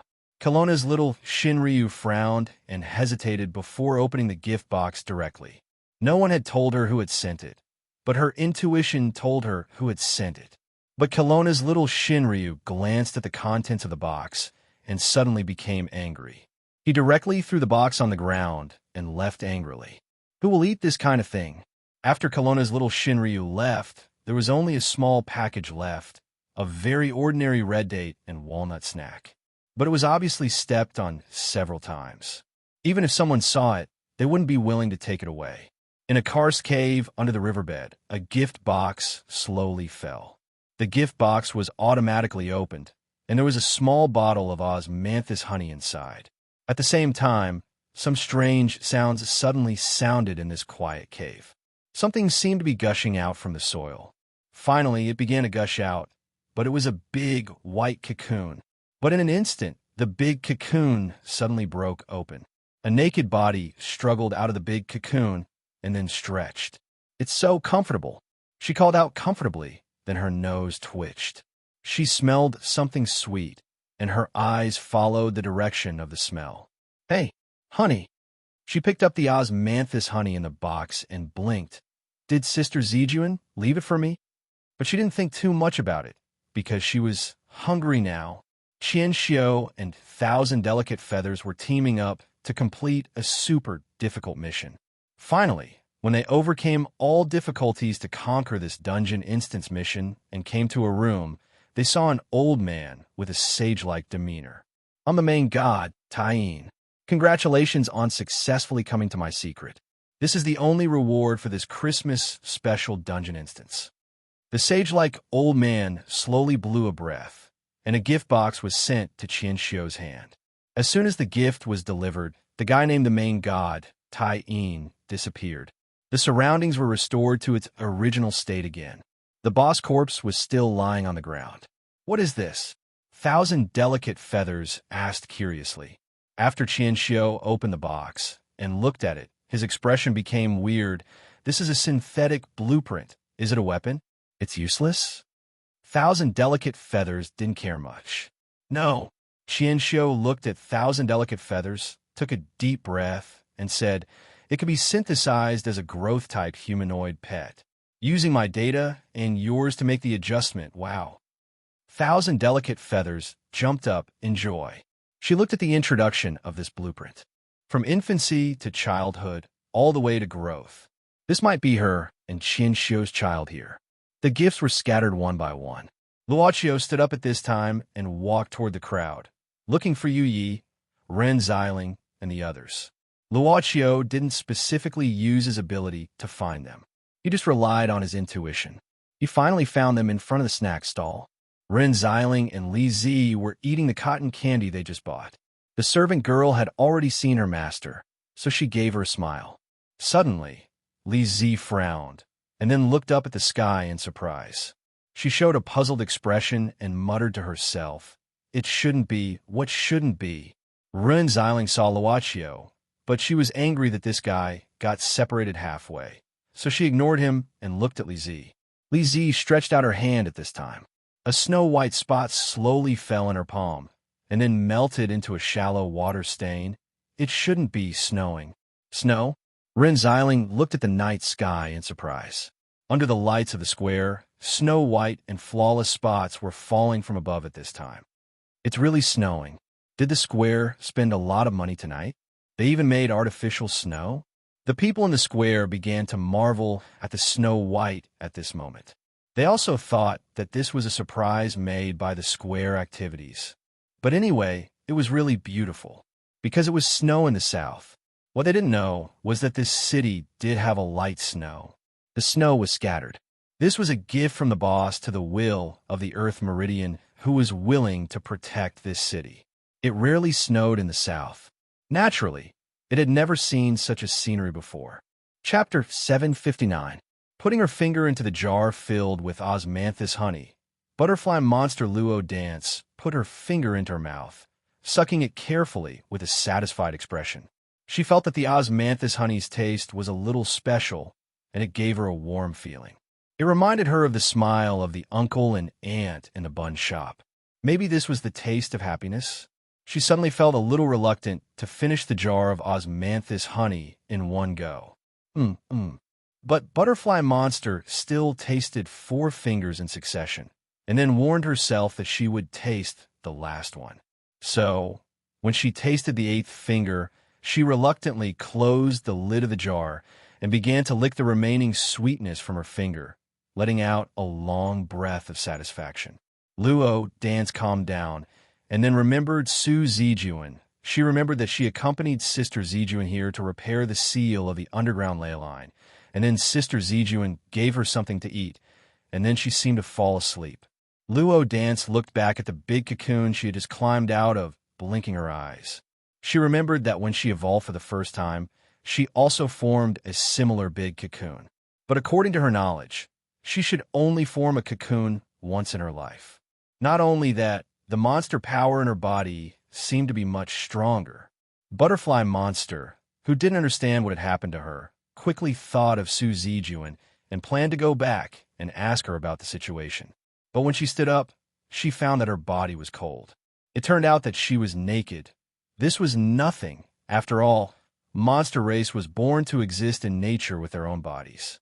But she had been in human society for some time and learned some etiquette, justice, integrity, and shame of the human world. She knew that it was inappropriate to appear in front of people like this, especially in front of the opposite sex. Luo Dance subconsciously recalled that when she completed the first evolution in her life, when she broke the new big cocoon and opened her eyes for the first time, she saw Boss Luaccio, and her heart slightly jumped. Oh, she couldn't go out casually like this. Luo Dance covered her face at once. She felt that it was a little hot.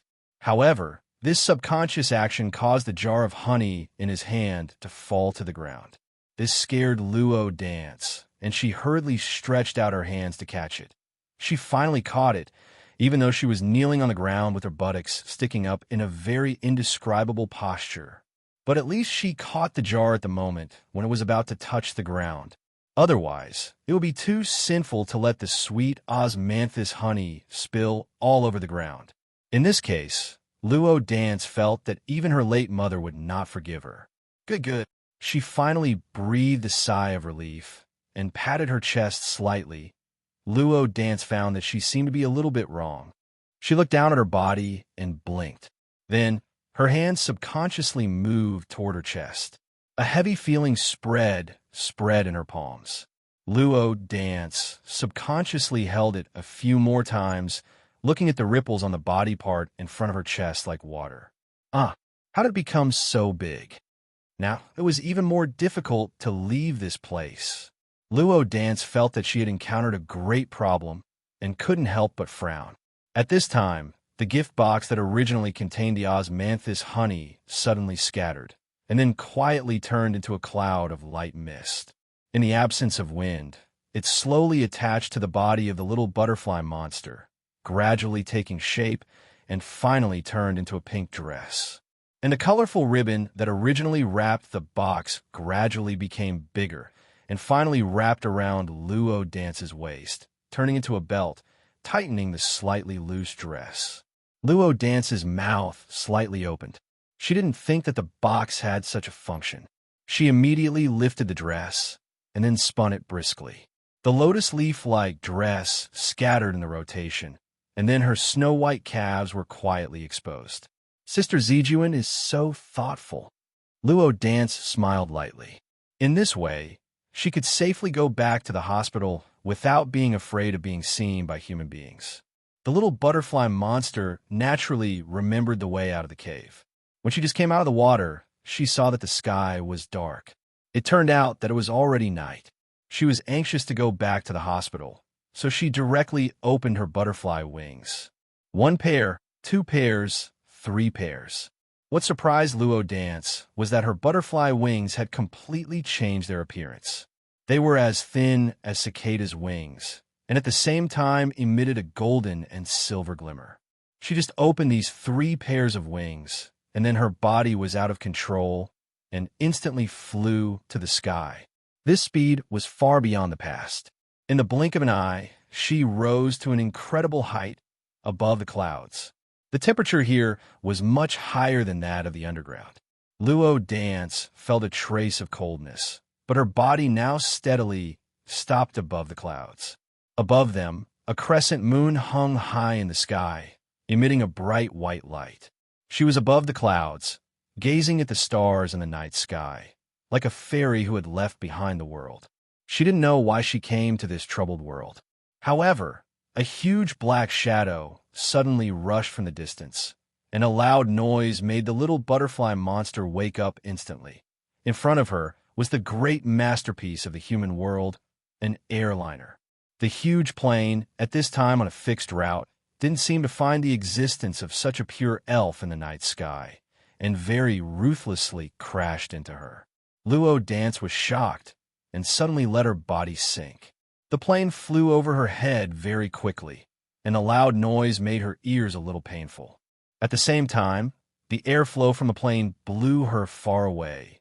She was still not very familiar with the new wings. Luo Dance was scared, and her face turned pale. She felt that the late Grandpa Tree Monster was right. There were too many dangers in the human world.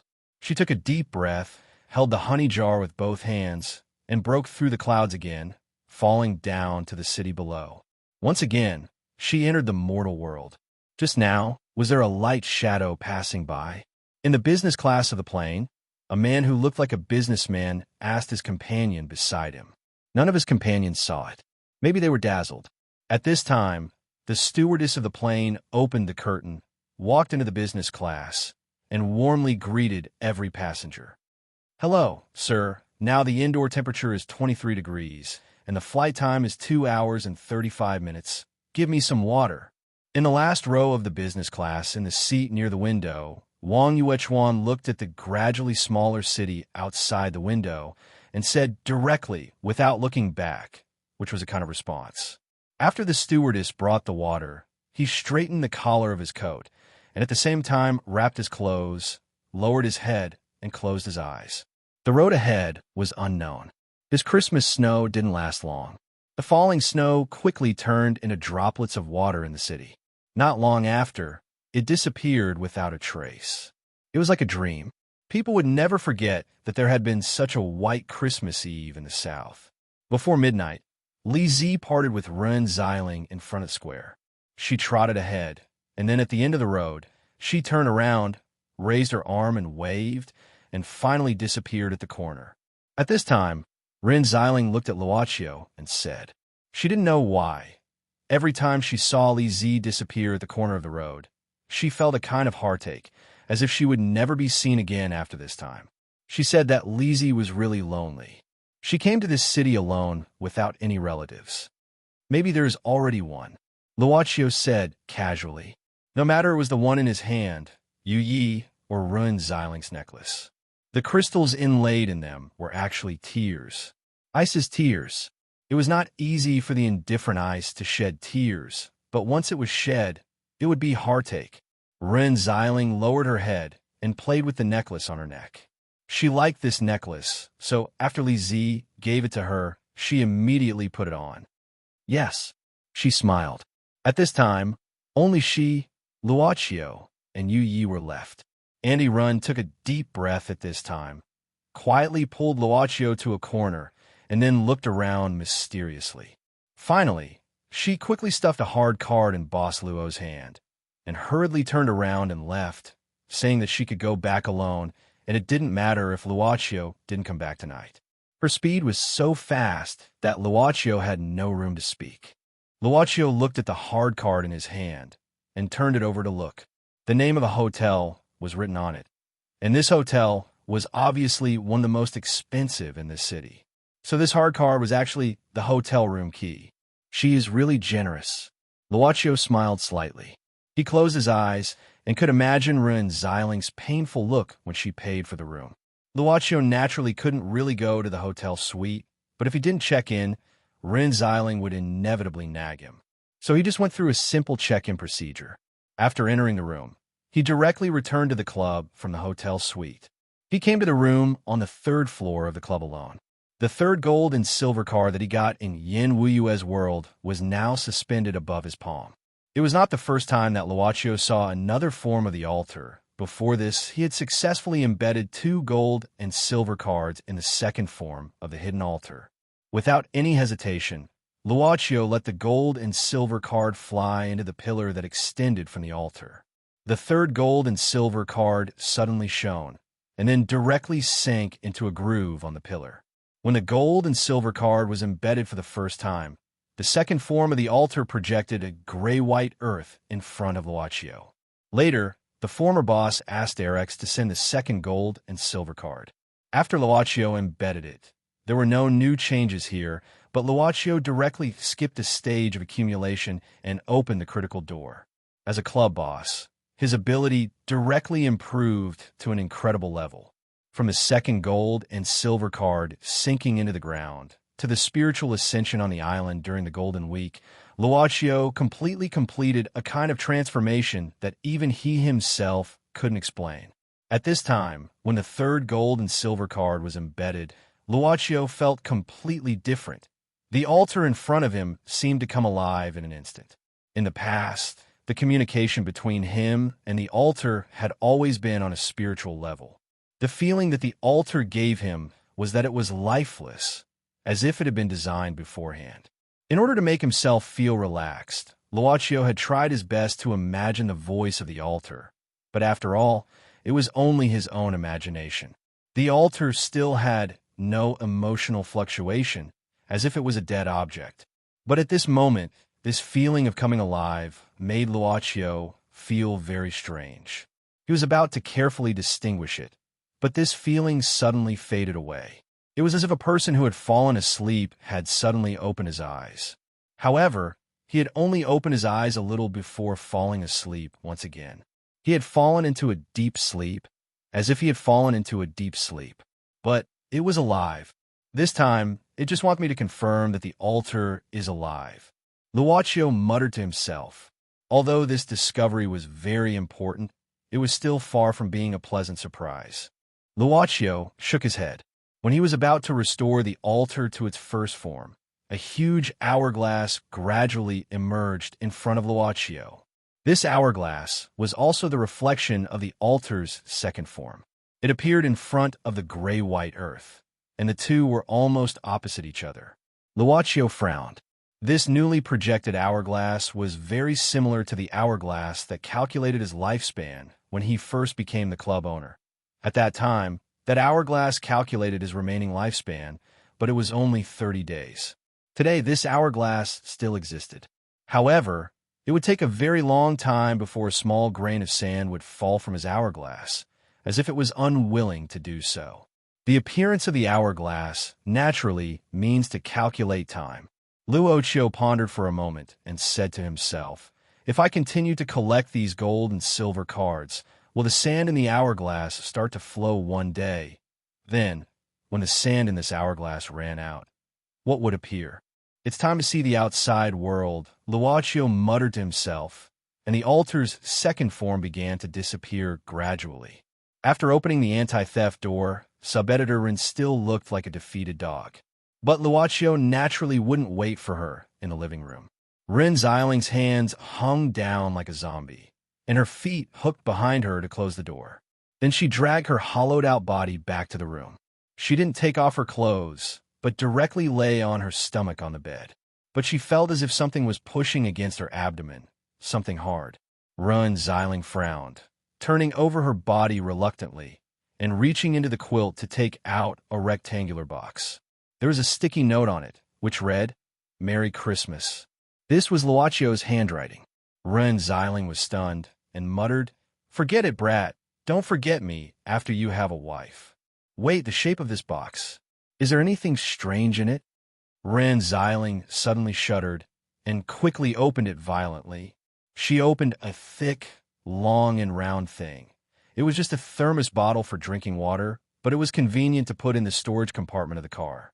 Rin Xiling looked at this thermos bottle and suddenly burst into laughter. Then she fell asleep with this cheap thing in her arms. It seemed that the festive decorations in the club's lobby were wasted.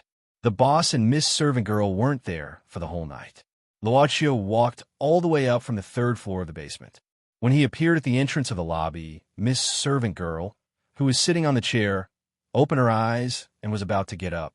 But Luochio waved his hand at this time, indicating that Yi didn't need to stand up. Miss Servant Girl showed a puzzled look. Luochio didn't explain, but just looked at the decorations around the lobby. It feels a bit wasteful. Yi said softly, considering the time zone, Christmas Eve hasn't passed yet. That's right. Luochio smiled and suddenly snapped his fingers. The gramophone quietly placed in the corner of the lobby was automatically turned on at this time. A vinyl disc flew into the gramophone and then slowly rotated under the stylus like a black whirlpool. The music that seemed to come from a distant time and space began to sound. It was the tune of a fantasy movie about a ring many years ago. May it be. May the stars twinkle in the night sky. Endless starlight guides your journey forward. May the curtain of darkness fall. Evil things stay away from your holy heart. Shouldn't it play Amazing Grace? Yui blinked and asked curiously. Luochio walked toward her. He came to Yui, gently holding her hand. You are my grace. Luochio kissed Yuye's hand gently and then whispered, My... Chapter 760. Haruxin Suzuki had just passed his 22nd birthday and had successfully graduated from a well-known university abroad. In the Suzuki family, which was full of violent elements, Haruxin Suzuki, who was bookish, seemed so out of place. However, Haruxin Suzuki was not treated badly in the Suzuki family. Instead, he was more and more valued by his father, Yuichi Suzuki. The world was different. The old Yuichi Suzuki knew that the foundation he had grasped could no longer be protected by his fists alone. He understood that the future of the Suzuki family needed a talent with real knowledge and a long-term vision. As the CEO of the company, Haruxin Suzuki began to increase the profits of the Suzuki family's businesses in just a few months. Such an outstanding son of the Suzuki family was really hard to find fault with. Therefore, there were even rumors outside that Yuichi Suzuki even had the intention of letting Haruxin Suzuki take over Suzuki Kai. Suzuki Kai was the foundation of the Suzuki Consortium. In some industries, the giant Suzuki Consortium was actually just a source of income to support the larger Suzuki Kai. There was no special country that could breed a special dynamic social organization like Suzuki Kai. Some people believed that if Haruxin Suzuki could take the helm, Suzuki Kai would definitely go further. After all, the achievements of Chuanshin were obvious to all. But naturally, some people were sad. For example, Haruxin Suzuki's brother, Natsuya Suzuki's AIDS.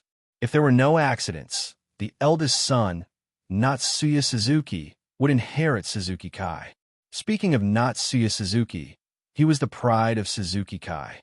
Some people even called him the strongest man in Suzuki Kai. He was a person who made the whole Kanto region tremble in fear.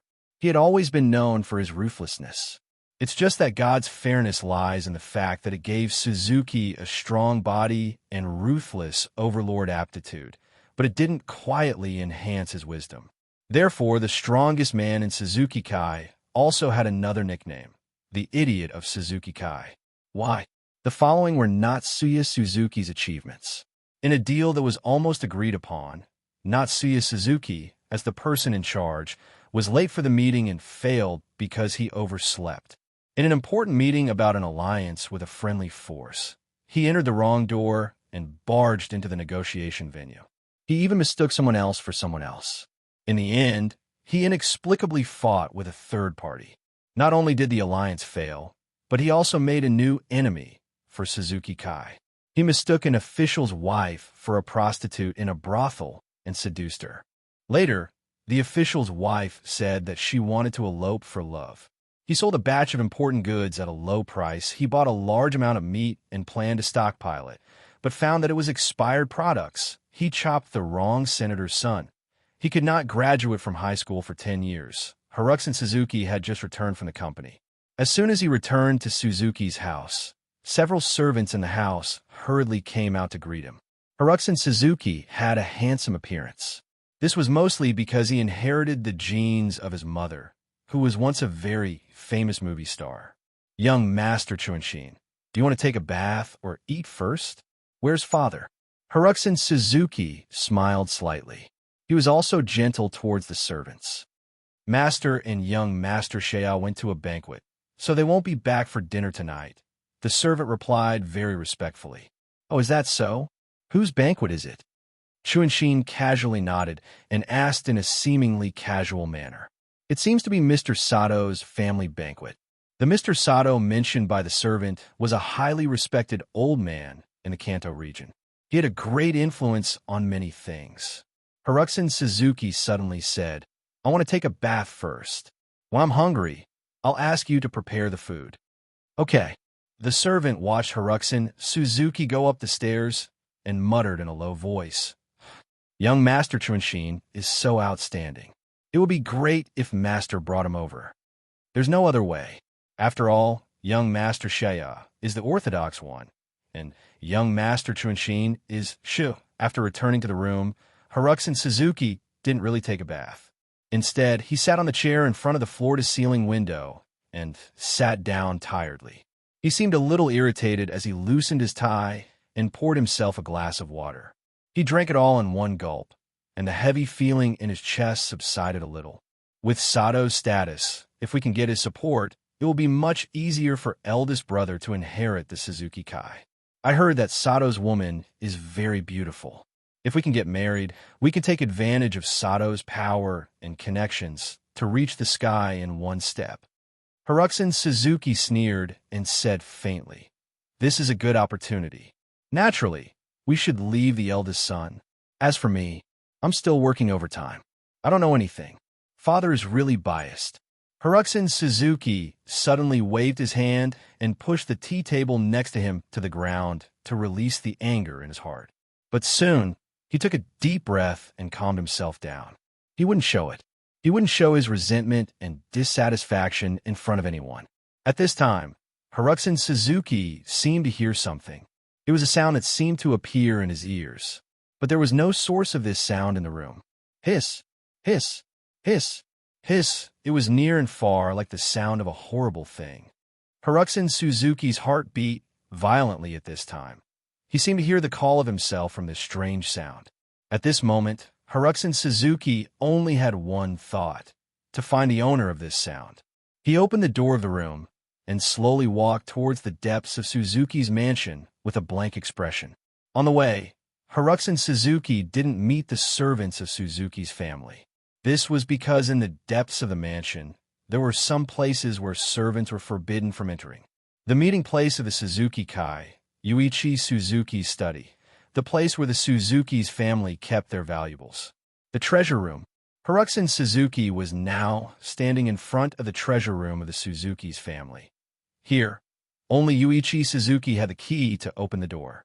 As for the key, it had always been hidden by Suzuki Yuichi. But at this time, the door of the treasure room was strangely opened. Haruxan Suzuki slowly opened the door of the treasure room and walked in. Who is calling me? Haruxan Suzuki's eyes gradually became dim, and his voice became weaker and weaker. He found that his thinking suddenly became very slow. In fact, from a moment he heard this strange sound, his thinking began to slow down. Hiss, hiss, hiss, hiss. Now his thinking seemed to have completely stopped. He couldn't think about anything, even if what he saw at this time was something that should have frightened him. A strange and ferocious purple snake. The purple snake was now coiled on the table in the treasure room. Its head was upright, and it was sticking out its black snake tongue at Haruxan Suzuki. Hiss, hiss, hiss. At this moment, the little purple snake suddenly jumped out from the table. At this time, Haruxan Suzuki opened his mouth. The purple snake directly entered Haruxan Suzuki's body from his mouth, without any resistance. In an instant, Haruxin Suzuki's face became extremely painful, but strangely, he didn't make any movement. His eyes began to turn white, and the pain made his whole face completely distort at this moment. Finally, Haruxin Suzuki's whole body fell to the ground, and there was no movement. Not long after, Haruxin Suzuki stood up from the ground again. His expression had already returned to normal, but there was a flash of purple light in his eyes, and then it disappeared. Haruxin Suzuki began to move his wrist and other parts of his body, as if to familiarize himself with this body. So weak. I didn't expect that after not returning to the Lord's world for so long, the human body now has become so weak.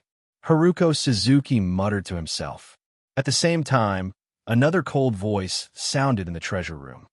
Hakata, let's talk about a good body later. Now we have to figure out where this place is. I feel that we are very far away from Kelowna. At this time, Haruxin Suzuki chuckled and said, Brotherly Injun, don't worry. My identity as a vessel seems to be good. Also, didn't you notice that when we just escaped, the surroundings are giving us a terrifying pressure? The Lord's world's rejection of us is much stronger than it was a few hundred years ago. Now that I am hiding in this human body, the pressure has lessened by a lot. You have been hiding in Yin Wuyue's world for so many years, so naturally you're not used to it. But I have always been in the Lord's world, so I have long been used to this kind of pressure. Brotherly Injun, that was also when you had an inheritor and lived in the body of an inheritor, right? Now, I don't think you can deal with it easily. The cold voice suddenly became silent. Haruko Suzuki then said indifferently, Brotherly Injun, since you and I have already formed an alliance, we should not abandon each other. Don't worry, I will not let you down. Later, I will find a body for you to temporarily live in. After saying that, Haruko Suzuki turned and walked out of the Suzuki family's treasure room and laughed softly. The Lord's world is now so weak? It seems that the return of my ancestor Hakata this time is also an opportunity.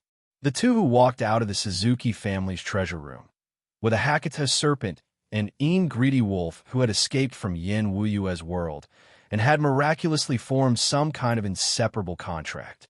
Chapter 761. Rin Xiling's face was gloomy when she answered the magazine early in the morning. The staff who were familiar with the deputy editor could feel that the temperature of the whole office seemed to drop by 3 degrees after Rin Xiling came back. This situation made many staff begin to guess what happened to Rin Xiling. Aunt Flo, editor, A affirmed. Well, Aunt Flo, editor B felt it was reasonable. Yes, I guess it's also Aunt Flo. Let's be careful. Scheming Boy reminded the staff. Bang! Sitting in front of her desk in her personal office, Rin Xiling had just taken out a pile of documents from the drawer. Then, she slapped it heavily on the table. Lizzie, who was eating a finger biscuit, blinked her eyes.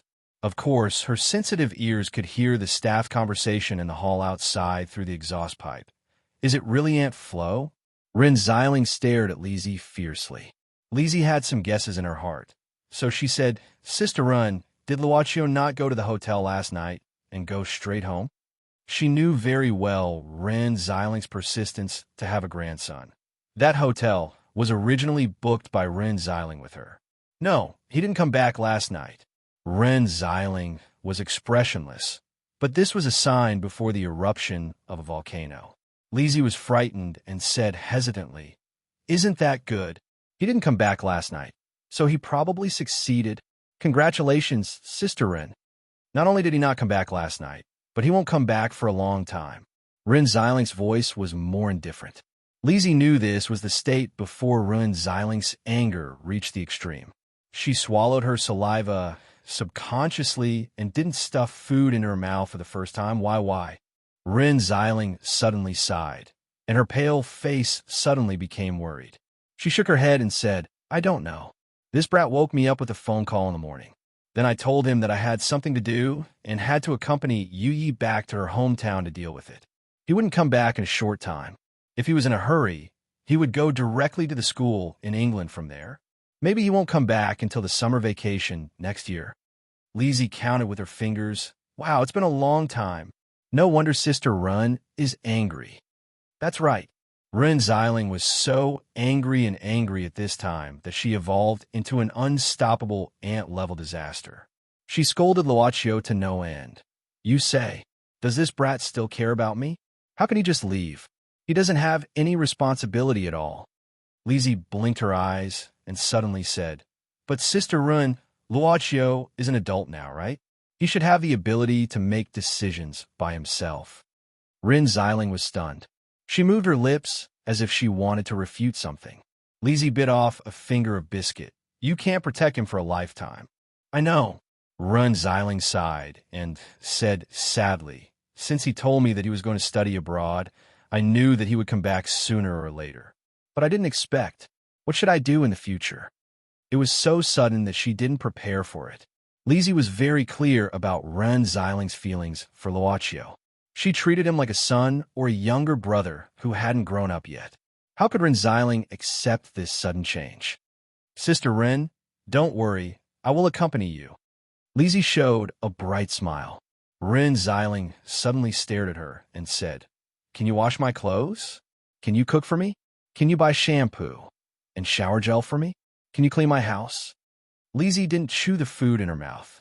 She suddenly felt sorry for Luochio for 3 seconds and then laughed loudly. I've decided.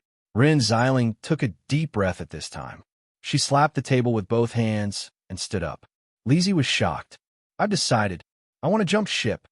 Ren Xiling clenched her fists and her eyes were shining. I want to go abroad too. Yes, I want to be an international reporter. As a reporter, I didn't aim to be a Pulitzer Prize winner. I'm such a failure. Lizzie felt that it was good for Ren Xiling to have such ambition.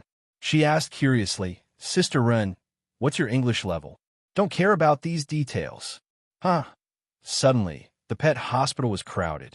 In the hospital, at this time, among the overcrowded patients, a beautiful figure was shuttling back and forth like a butterfly. Of course, this figure was indeed a very rare butterfly. Dance, my waist is a little painful, whoa. Master Weasel will give you a squeeze. How do you feel? Do you feel better? Ouch. My leg. I don't know why my leg is cramping. It's so painful. It's so painful. Little butterfly, let me have a look. Ouch. Uncle Toad, wait, I'll come right away. How are you? Cough. Cough. My chest is so painful. It's so painful. It's so painful. Wait, I'll give you a massage right away. So busy. Longshiraw looked at Luo Dance's busy figure. Didn't this girl know that none of these old fellows who were crying out in pain were actually sick? She couldn't help sighing. So many things happened last night that she forgot to tell Luo Dance that the shop was not open. As usual, Luo Dance woke up early and opened the door of the hospital. No one knew who was waiting for the news that the little butterfly monster nurse, Luo Dance, who had disappeared for a long time, had returned. This news spread like a plague in an instant. Enough. Get out of here. The shop is closed today. Longshaw snorted in front of the monsters. At this time, the whole place was quiet. The monsters looked at this small figure and blinked their eyes. A chicken monster directly fell down from the chair at this time. Ouch! Dance, my butt hurts. It's so painful. This was embarrassing. Longshu didn't announce her identity at this time. Some people knew that she was Chi-Chi Kamaya's disciple and had an unclear relationship with the dragon god. Very few people knew that she was the Shinryu Saintess at this time. Only Mo, Xiaofei, and Luo Dance knew that she was the real Kelowna Shinryu. But her identity on the surface was naturally not enough to hold back these old thugs of the monster world in front of her. Longshirua's face was ashen at this time. She held the divine pearl in her hand and began to draw some Shinryu-esque power. She said coldly, "Get out of here. I don't care if you're sick or not." A huge monster power came. This was the real Shinryu-esque power, which had a great impact on thousands of monsters.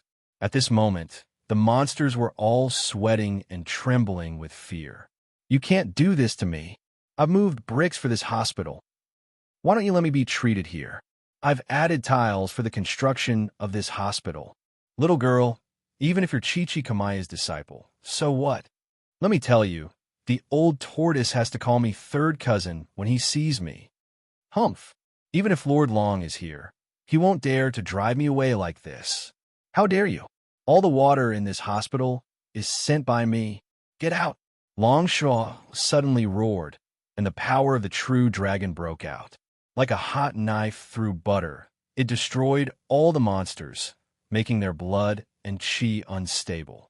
Their faces were pale and full of horror, and they left the hospital one after another. Longshaw directly pulled down the gate of the hospital and kicked it fiercely. It seemed that she was still angry. Sister Long, Luo Dance called weakly at this time. Looking at Luo Dance's innocent expression, Longshaw's heart softened. She sighed and said, "Let's continue to close down. I'm not in a good state now. Now, let's talk about it after I have a perfect plan."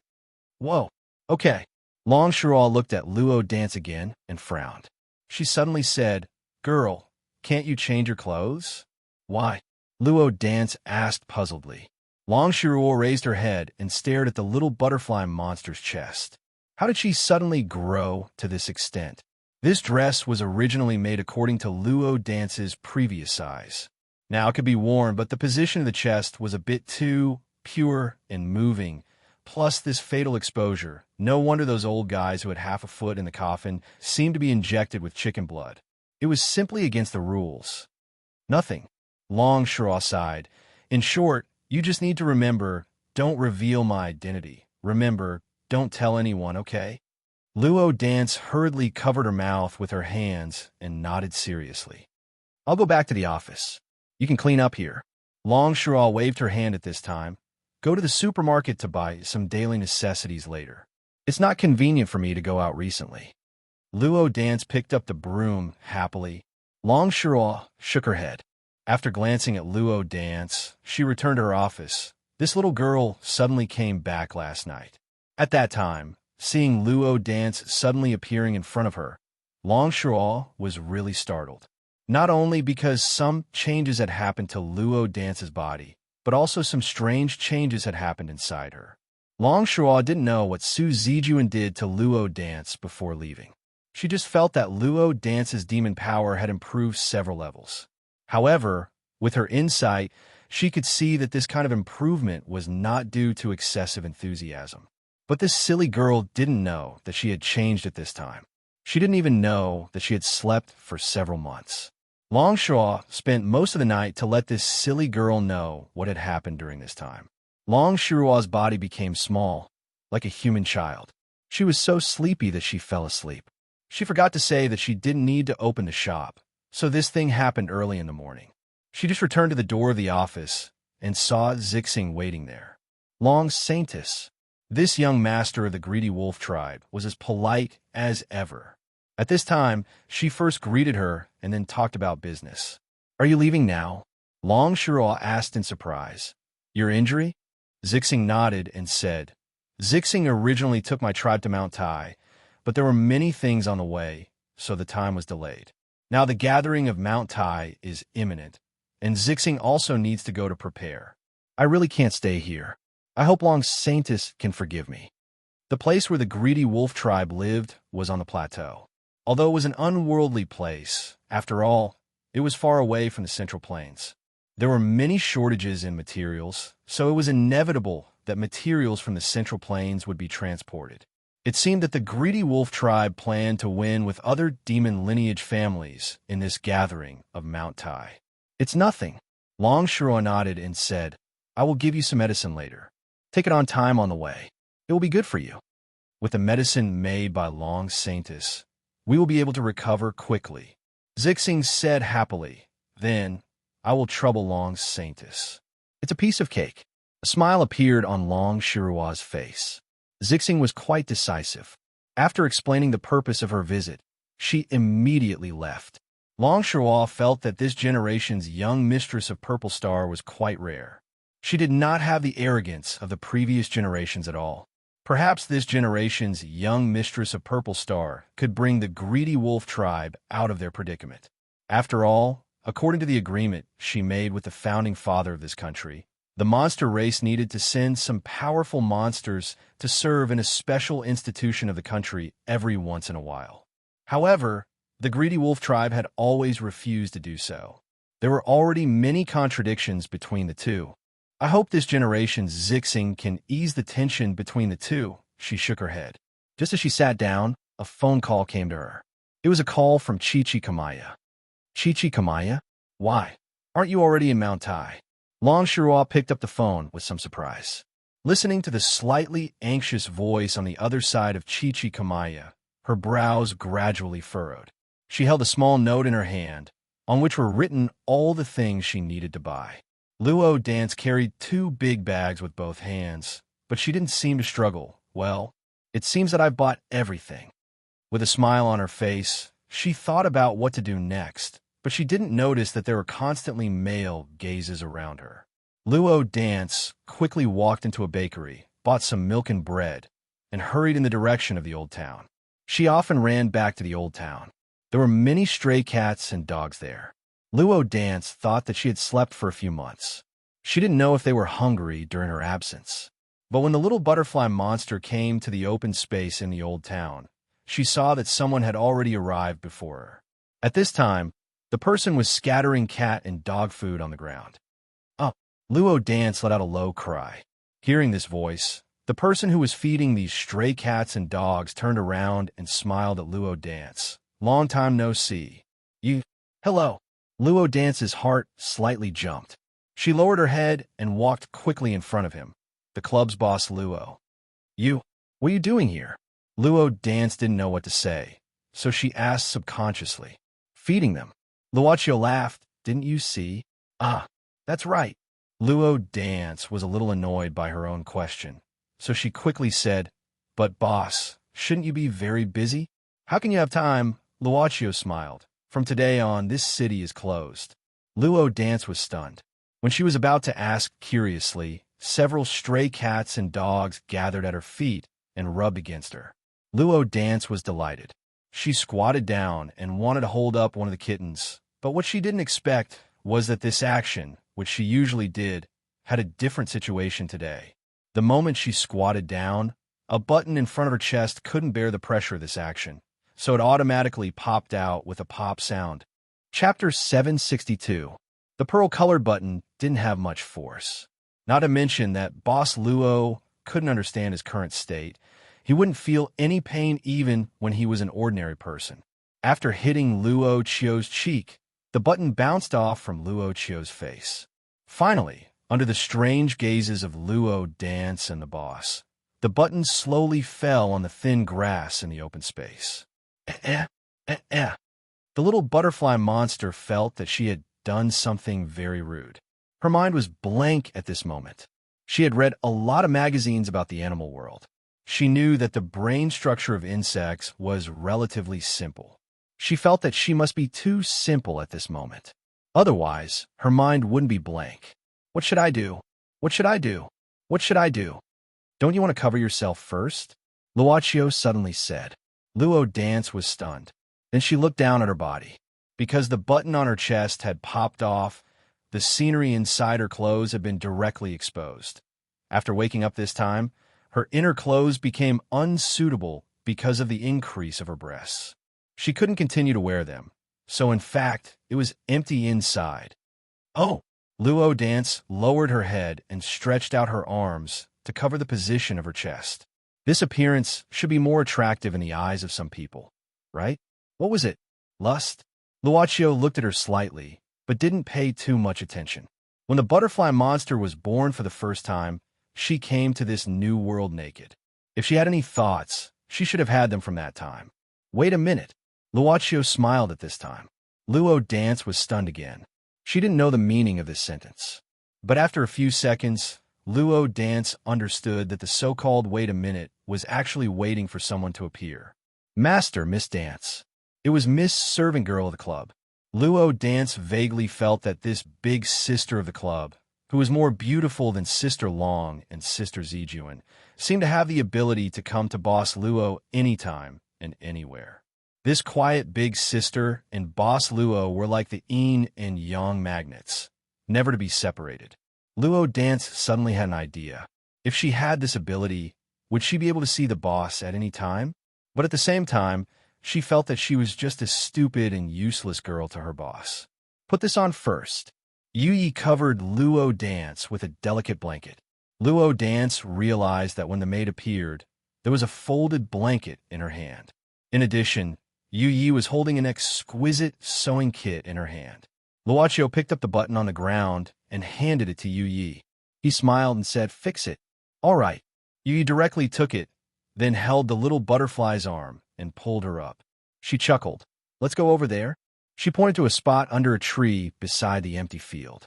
How could Luo Dance say anything at this time? She felt like an ignorant, ugly duckling in front of the boss and the maid. She could only let the maid lead her and do whatever she wanted. Luochio didn't follow them. Instead, he opened a box of cat food and scattered it on the ground. He seemed to be in a good mood. "Can you take off your clothes?" Just as she sat down under the tree, the maid took out a checkered picnic cloth and spread it on the ground. "Ah!" The little butterfly blinked her eyes. Yu smiled and said, "It's more convenient when you fix it." Luo Dance nodded. Her hands began to fumble under the blanket, unbuttoning the rest of the buttons one by one. She felt liberated, and her breath seemed to be smoother. When she went out today, she felt that the clothes were indeed smaller, which was very uncomfortable. After a while, she finally took off the clothes through the blanket and handed them out from under the blanket. Yu didn't say anything and took the clothes directly. Then she took out the needle and thread from the sewing bag and began to sew the clothes. Luo Dance suddenly remembered that she got drunk last time and vomited in front of Boss Luo. Although she couldn't control it and didn't know it at that time, she still felt guilty. Was it the same this time? "It seems I've always caused trouble to you and Boss Luo." Luo Dance felt that she should apologize. In retrospect, it's actually a very interesting incident. Yu said softly. "Interesting." Luo Dance was puzzled. Wouldn't this kind of thing only make people embarrassed? Miss Maid suddenly said, "Master, he likes you very much." Like? Luo Dance widened her eyes. The Annie in the bun shop said that if you like someone, you should say it out loud bravely. Miss Maid turned her eyes and looked at Boss Luo, who was feeding the cats and dogs in front of her. She smiled slyly, which made Luo Dance confused again. I. Luo Dance didn't know how to continue this topic. She only felt that her brain began to become blank again and even had a feeling of dizziness. "Master, he likes all the customers." Miss Maid said again at this time. Luo Dance suddenly breathed a sigh of relief, but she also felt a strange sense of loss. She felt not only relaxed but also empty in her heart. Then she became silent. The topic was suddenly interrupted here. Luo Dance looked at Miss Maid, who was skillfully doing the sewing work, while she looked at the cats and dogs in front of her.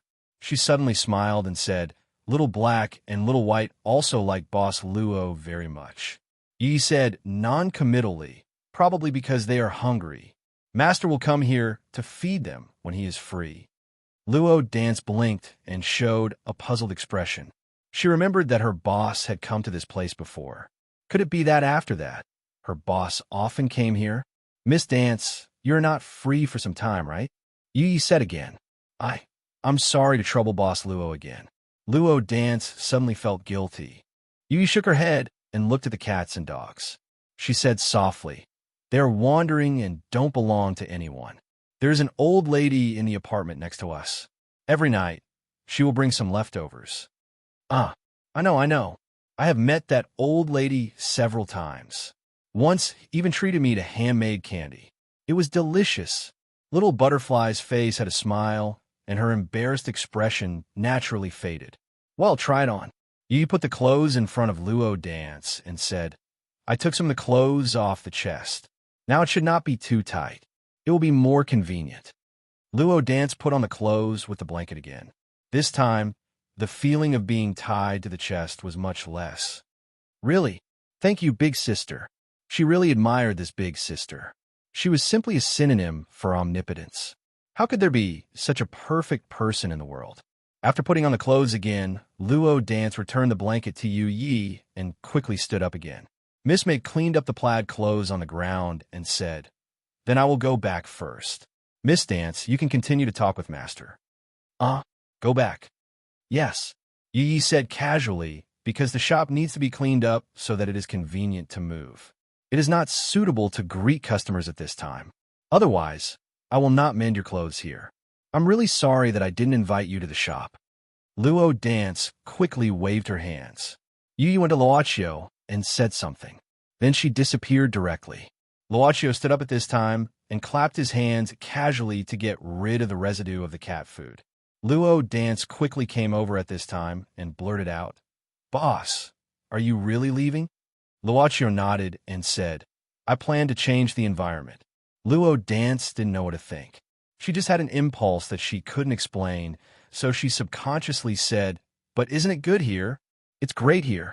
Luochio shook his head. Luo Dance was even more puzzled. Luochio suddenly reached out at this time and found a long and narrow leaf in Luo Dance's hair. It should be from when she sat under the tree just now. Luo Dance suddenly became depressed and hesitated. "Will you come back?" "I don't know."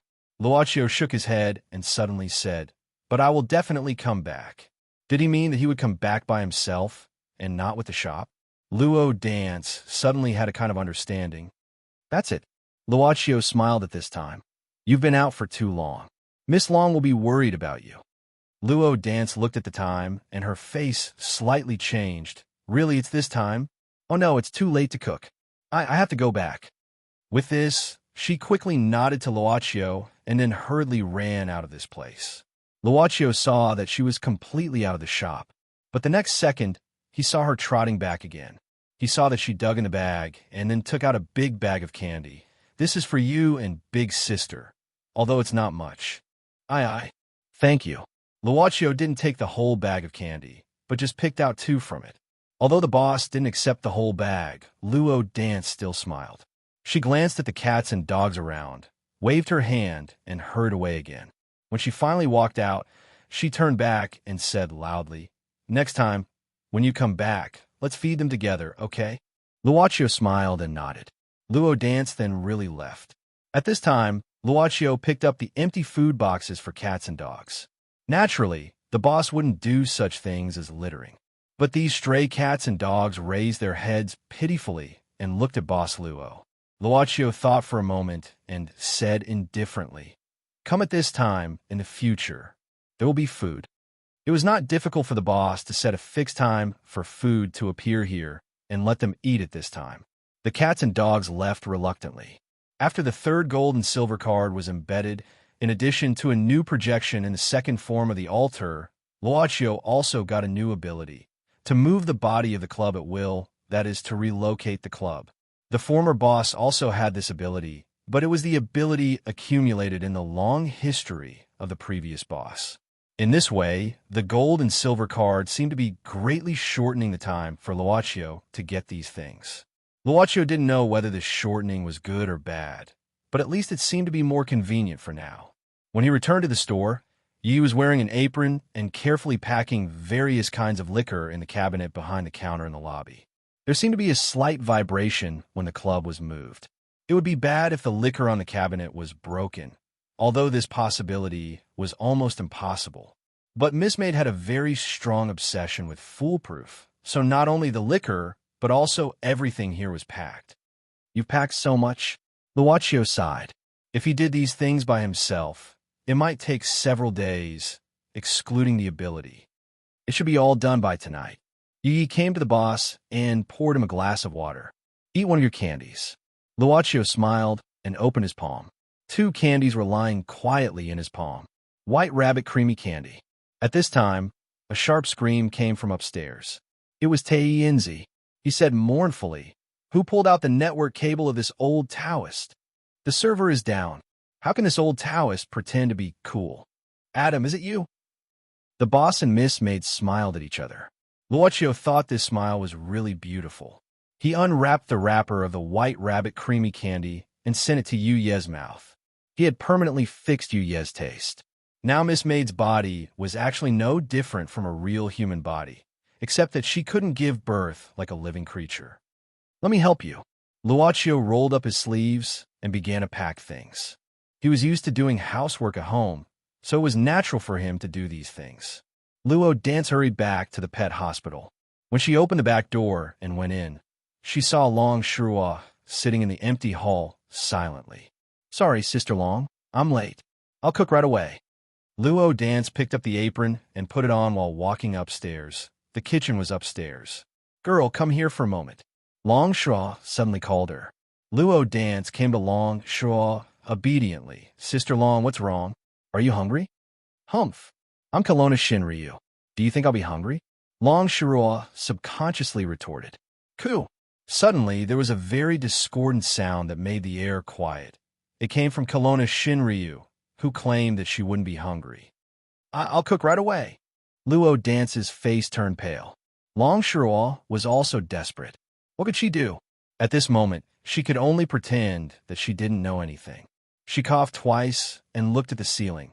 "Let's wait for a while. I have something to tell you first. Tonight you'll prepare for a long trip with me in the middle of the night." Where? Chapter 763.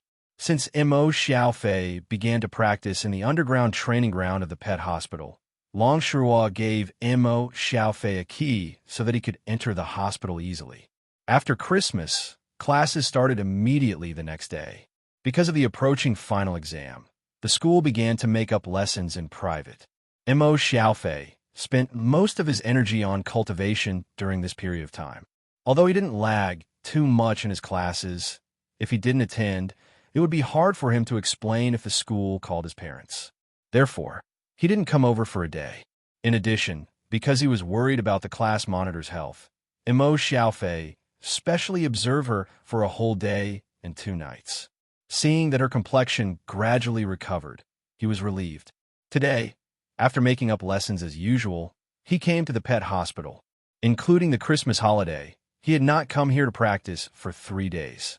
Of course, the time in Yin Weiyue's world was not counted. No one. "Teacher?" Entering from the back of the hospital, Mo Xiaofei saw that the lights were not turned on and there was no sound.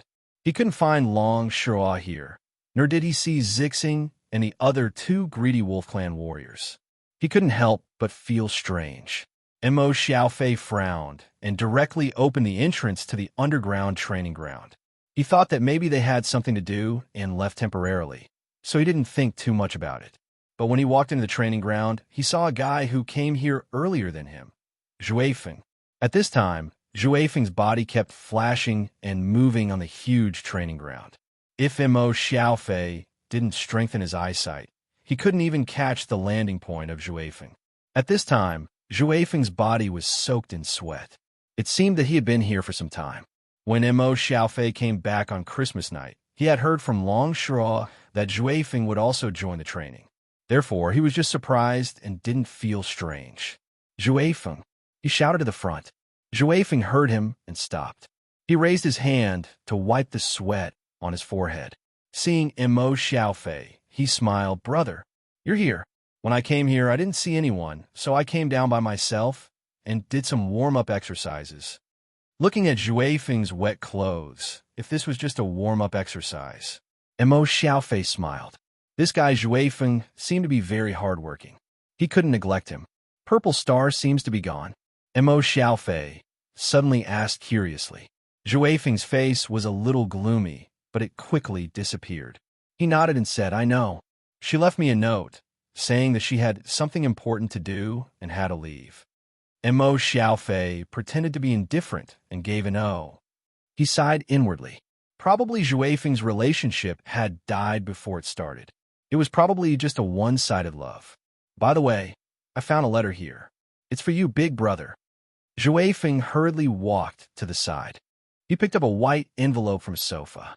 This sofa was Long Shuo's special seat. Now that she was here alone, it seemed a little lonely. Mo Xiaofei took the envelope and opened it. He glanced at it quickly and frowned. This letter didn't explain too much. Long Shuo simply explained a few words. She said that she had something to deal with, so she went out for a few months. During this time, the hospital wouldn't be open. She asked him to clean it when he had time. In addition, she asked him and Zhuifeng not to fall behind in their cultivation. She had found another guy to watch over him and Zhuifeng's cultivation. Mo Xiaofei told the contents of the letter to Zhuifeng. "A few months? That will be over soon." Wind-chasing Wolf didn't care much about it. Although he looked like he was only 14 or 15 years old, his real age was several times that. A few months really didn't feel that long to him. But I don't know who will guide us. I hope it's a powerful guy. If he's too weak, Looking at Juefeng clenching his fists and making a ferocious look, Mo Xiaofei couldn't help smiling. This kid was still competitive. But at this moment, Mo Xiaofei's pores all over his body suddenly stood erect. His extraordinary sixth sense made him feel a terrifying danger approaching. He looked up abruptly, only to see a large number of horrible light balls appearing densely above. These light balls were dazzling and were the size of 2 tennis balls. At this moment, these light balls suddenly shot down. The dense light balls flew toward Juefeng and Mo Xiaofei. Mo Xiaofei was shocked. He crossed his hands in front of him and set up a psychic wall in front of him. One of the light balls hit Mo Xiaofei's psychic wall first and then made a loud noise. Mo Xiaofei felt like he was hit by a car at high speed. It was very difficult to block one light ball, but in front of him there were no less than 100 light balls. And above these light balls, Mo Xiaofei vaguely saw a figure. Juefeng seemed to have noticed the existence of this figure. He snorted coldly and used his lightning speed to dodge all the light balls with the help of the terrain here. He climbed up the wall and then quickly jumped toward the figure. "No matter who you are, how dare you sneak attack me, Juefeng?" "Huh!" Bang! Mo Xiaofei couldn't see clearly what had happened. He was busy defending against these powerful light balls. At the same time, he saw wind-chasing Wolf's body being hit by that figure and smash hard on the ground, causing the ground to crack. "Juefeng, I'm fine." Juefeng climbed up from the pit awkwardly, but the corner of his mouth was overflowing with blood. Juefeng looked at the figure in the sky with a solemn expression and said solemnly, "Brother, be careful. This guy is very powerful." At this moment, the figure slowly landed. Mo Xiaofei finally saw it clearly. It was a guy wearing a coat and a hat. This guy lowered the brim of his hat so low that only his chin could be seen. "Brother, let's deal with him together." With that, Juefeng activated his lightning speed again. Mo Xiaofei looked at the slight tilt of the opponent's chin and suddenly shouted, "Juefeng, stop. This senior is not a bad guy." "What?" Juefeng stopped his body abruptly. Because it was too fast, a long trace was left on the ground. Mo Xiaofei took a deep breath and said, "Senior, are you the expert that teacher invited to guide us?" "Huh? Expert? Ha." When the man in the coat heard it, his tone became weird. "Huh? I like this name. Yes, I'm an expert." "Huh? May I ask who you are?" Mo Xiaofei asked cautiously. He instinctively felt that this strange guy was very powerful and very dangerous. "Huh, I'm Sun Xiaosheng, who is known as Brother Xiaosheng in the martial arts world." This guy took off his hat, revealing a monkey face. The 2 long sideburns were particularly eye-catching. He was the owner of the Elysium bar, Sun Xiaosheng. Sun Xiaosheng looked at Mo Xiaofei at this time and said, "You're not bad. You can block my attack." As he said, he looked at Juefeng again. "Your speed is okay, but in my opinion, it's still too slow." "Sun Xiaosheng." Juefeng was shocked at this time. His face was full of awe. Then he lowered his head and became a little cautious. "Juefeng greets Master Sun." In the demon clan, the strong were respected. Sun Xiaosheng, as a grand demon, had long been famous. Juefeng didn't know how much he had improved after getting the inheritance, but obviously he was far from the grand demon's opponent. Otherwise, he would not be easily knocked down by the opponent. It was not that he was afraid of Sun Xiaosheng, but he respected the demon clan powerhouse. There was a faint fighting spirit burning in his heart. In the future, he could do it too. "Have you seen me?" Sun Xiaosheng glanced at Juefeng curiously. Juefeng nodded, then smiled and said, "This kid has sneaked into the bar several times and secretly met you a few times." "Ha. Interesting." Sun Xiaosheng blinked his eyes quickly a few times. "Do you think I don't receive underage people? How would you sneak in?" This kid took advantage of the fact that Master Ghostchild happened to be absent several times, so I found the opportunity. Juefeng did not hide. Strictly speaking, Ghostchild was not Sun Xiaosheng's subordinate. Ghostchild only listened to the orders of Chichi Kamaya. He usually guarded the bar when he had nothing to do, but there were times when he went out under orders, so Sun Xiaosheng did not doubt it. You know how to have fun at such a young age, huh? Ha ha. I like you. You don't have to follow the rules when you come to my bar in the future. I will protect you in the future. Sun Xiaosheng waved his hand generously. Also, the drinks are half price. No, free of charge.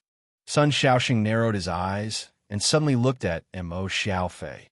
Human kid, you too. Mo Xiaofei. Mo Xiaofei was dumbfounded. Was this guy here to guide them in their cultivation or to recruit underlings? Sun Xiaosheng laughed in his heart at this time. Naturally, he had other ideas. He had a party in the bar last night, and he was having a good time, but he was inexplicably caught by someone. The furious brother Xiaosheng was about to launch an attack, but he suddenly saw that the person who caught him was Kelowna, Shinryu, Long Shua. He was stunned. It was true that he was belligerent, but he had to pick someone whose level was about the same. It was rumored that he had the ability to fight with Kelowna, Shinryu, but only he knew that Kelowna, Shinryu was really powerful. Even 5 of him would not be her opponent. Long Shua directly said that she had something to do and asked him to come here to guide the 2 little guys. If this matter was done well, she would consider creating an opportunity for him and Su Zijuan to get along in the future. Brother Xiaosheng was so excited when he heard it.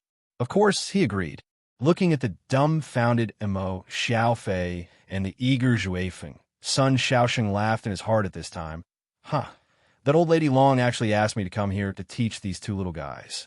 It seems that she thinks highly of him. This old lady loves her face. If I teach these 2 guys well, as the saying goes, people need face and tree bark.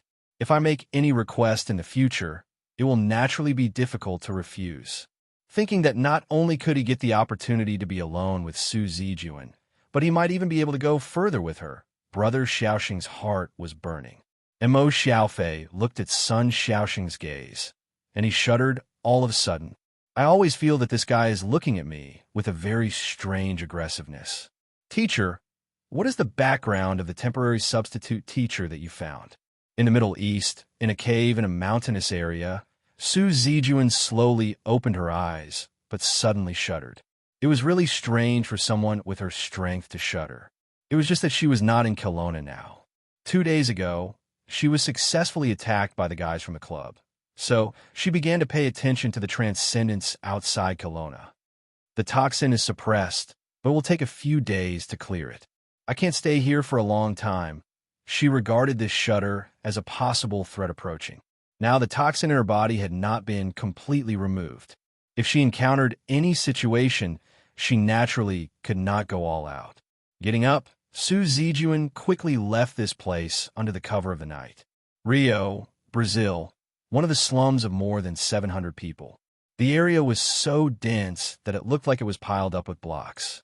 The distance between many buildings was only an arm's length, and there were even more densely packed areas. The wires in the area were like a spider's web, filling every place that could be seen. They were very low, as if they were within reach.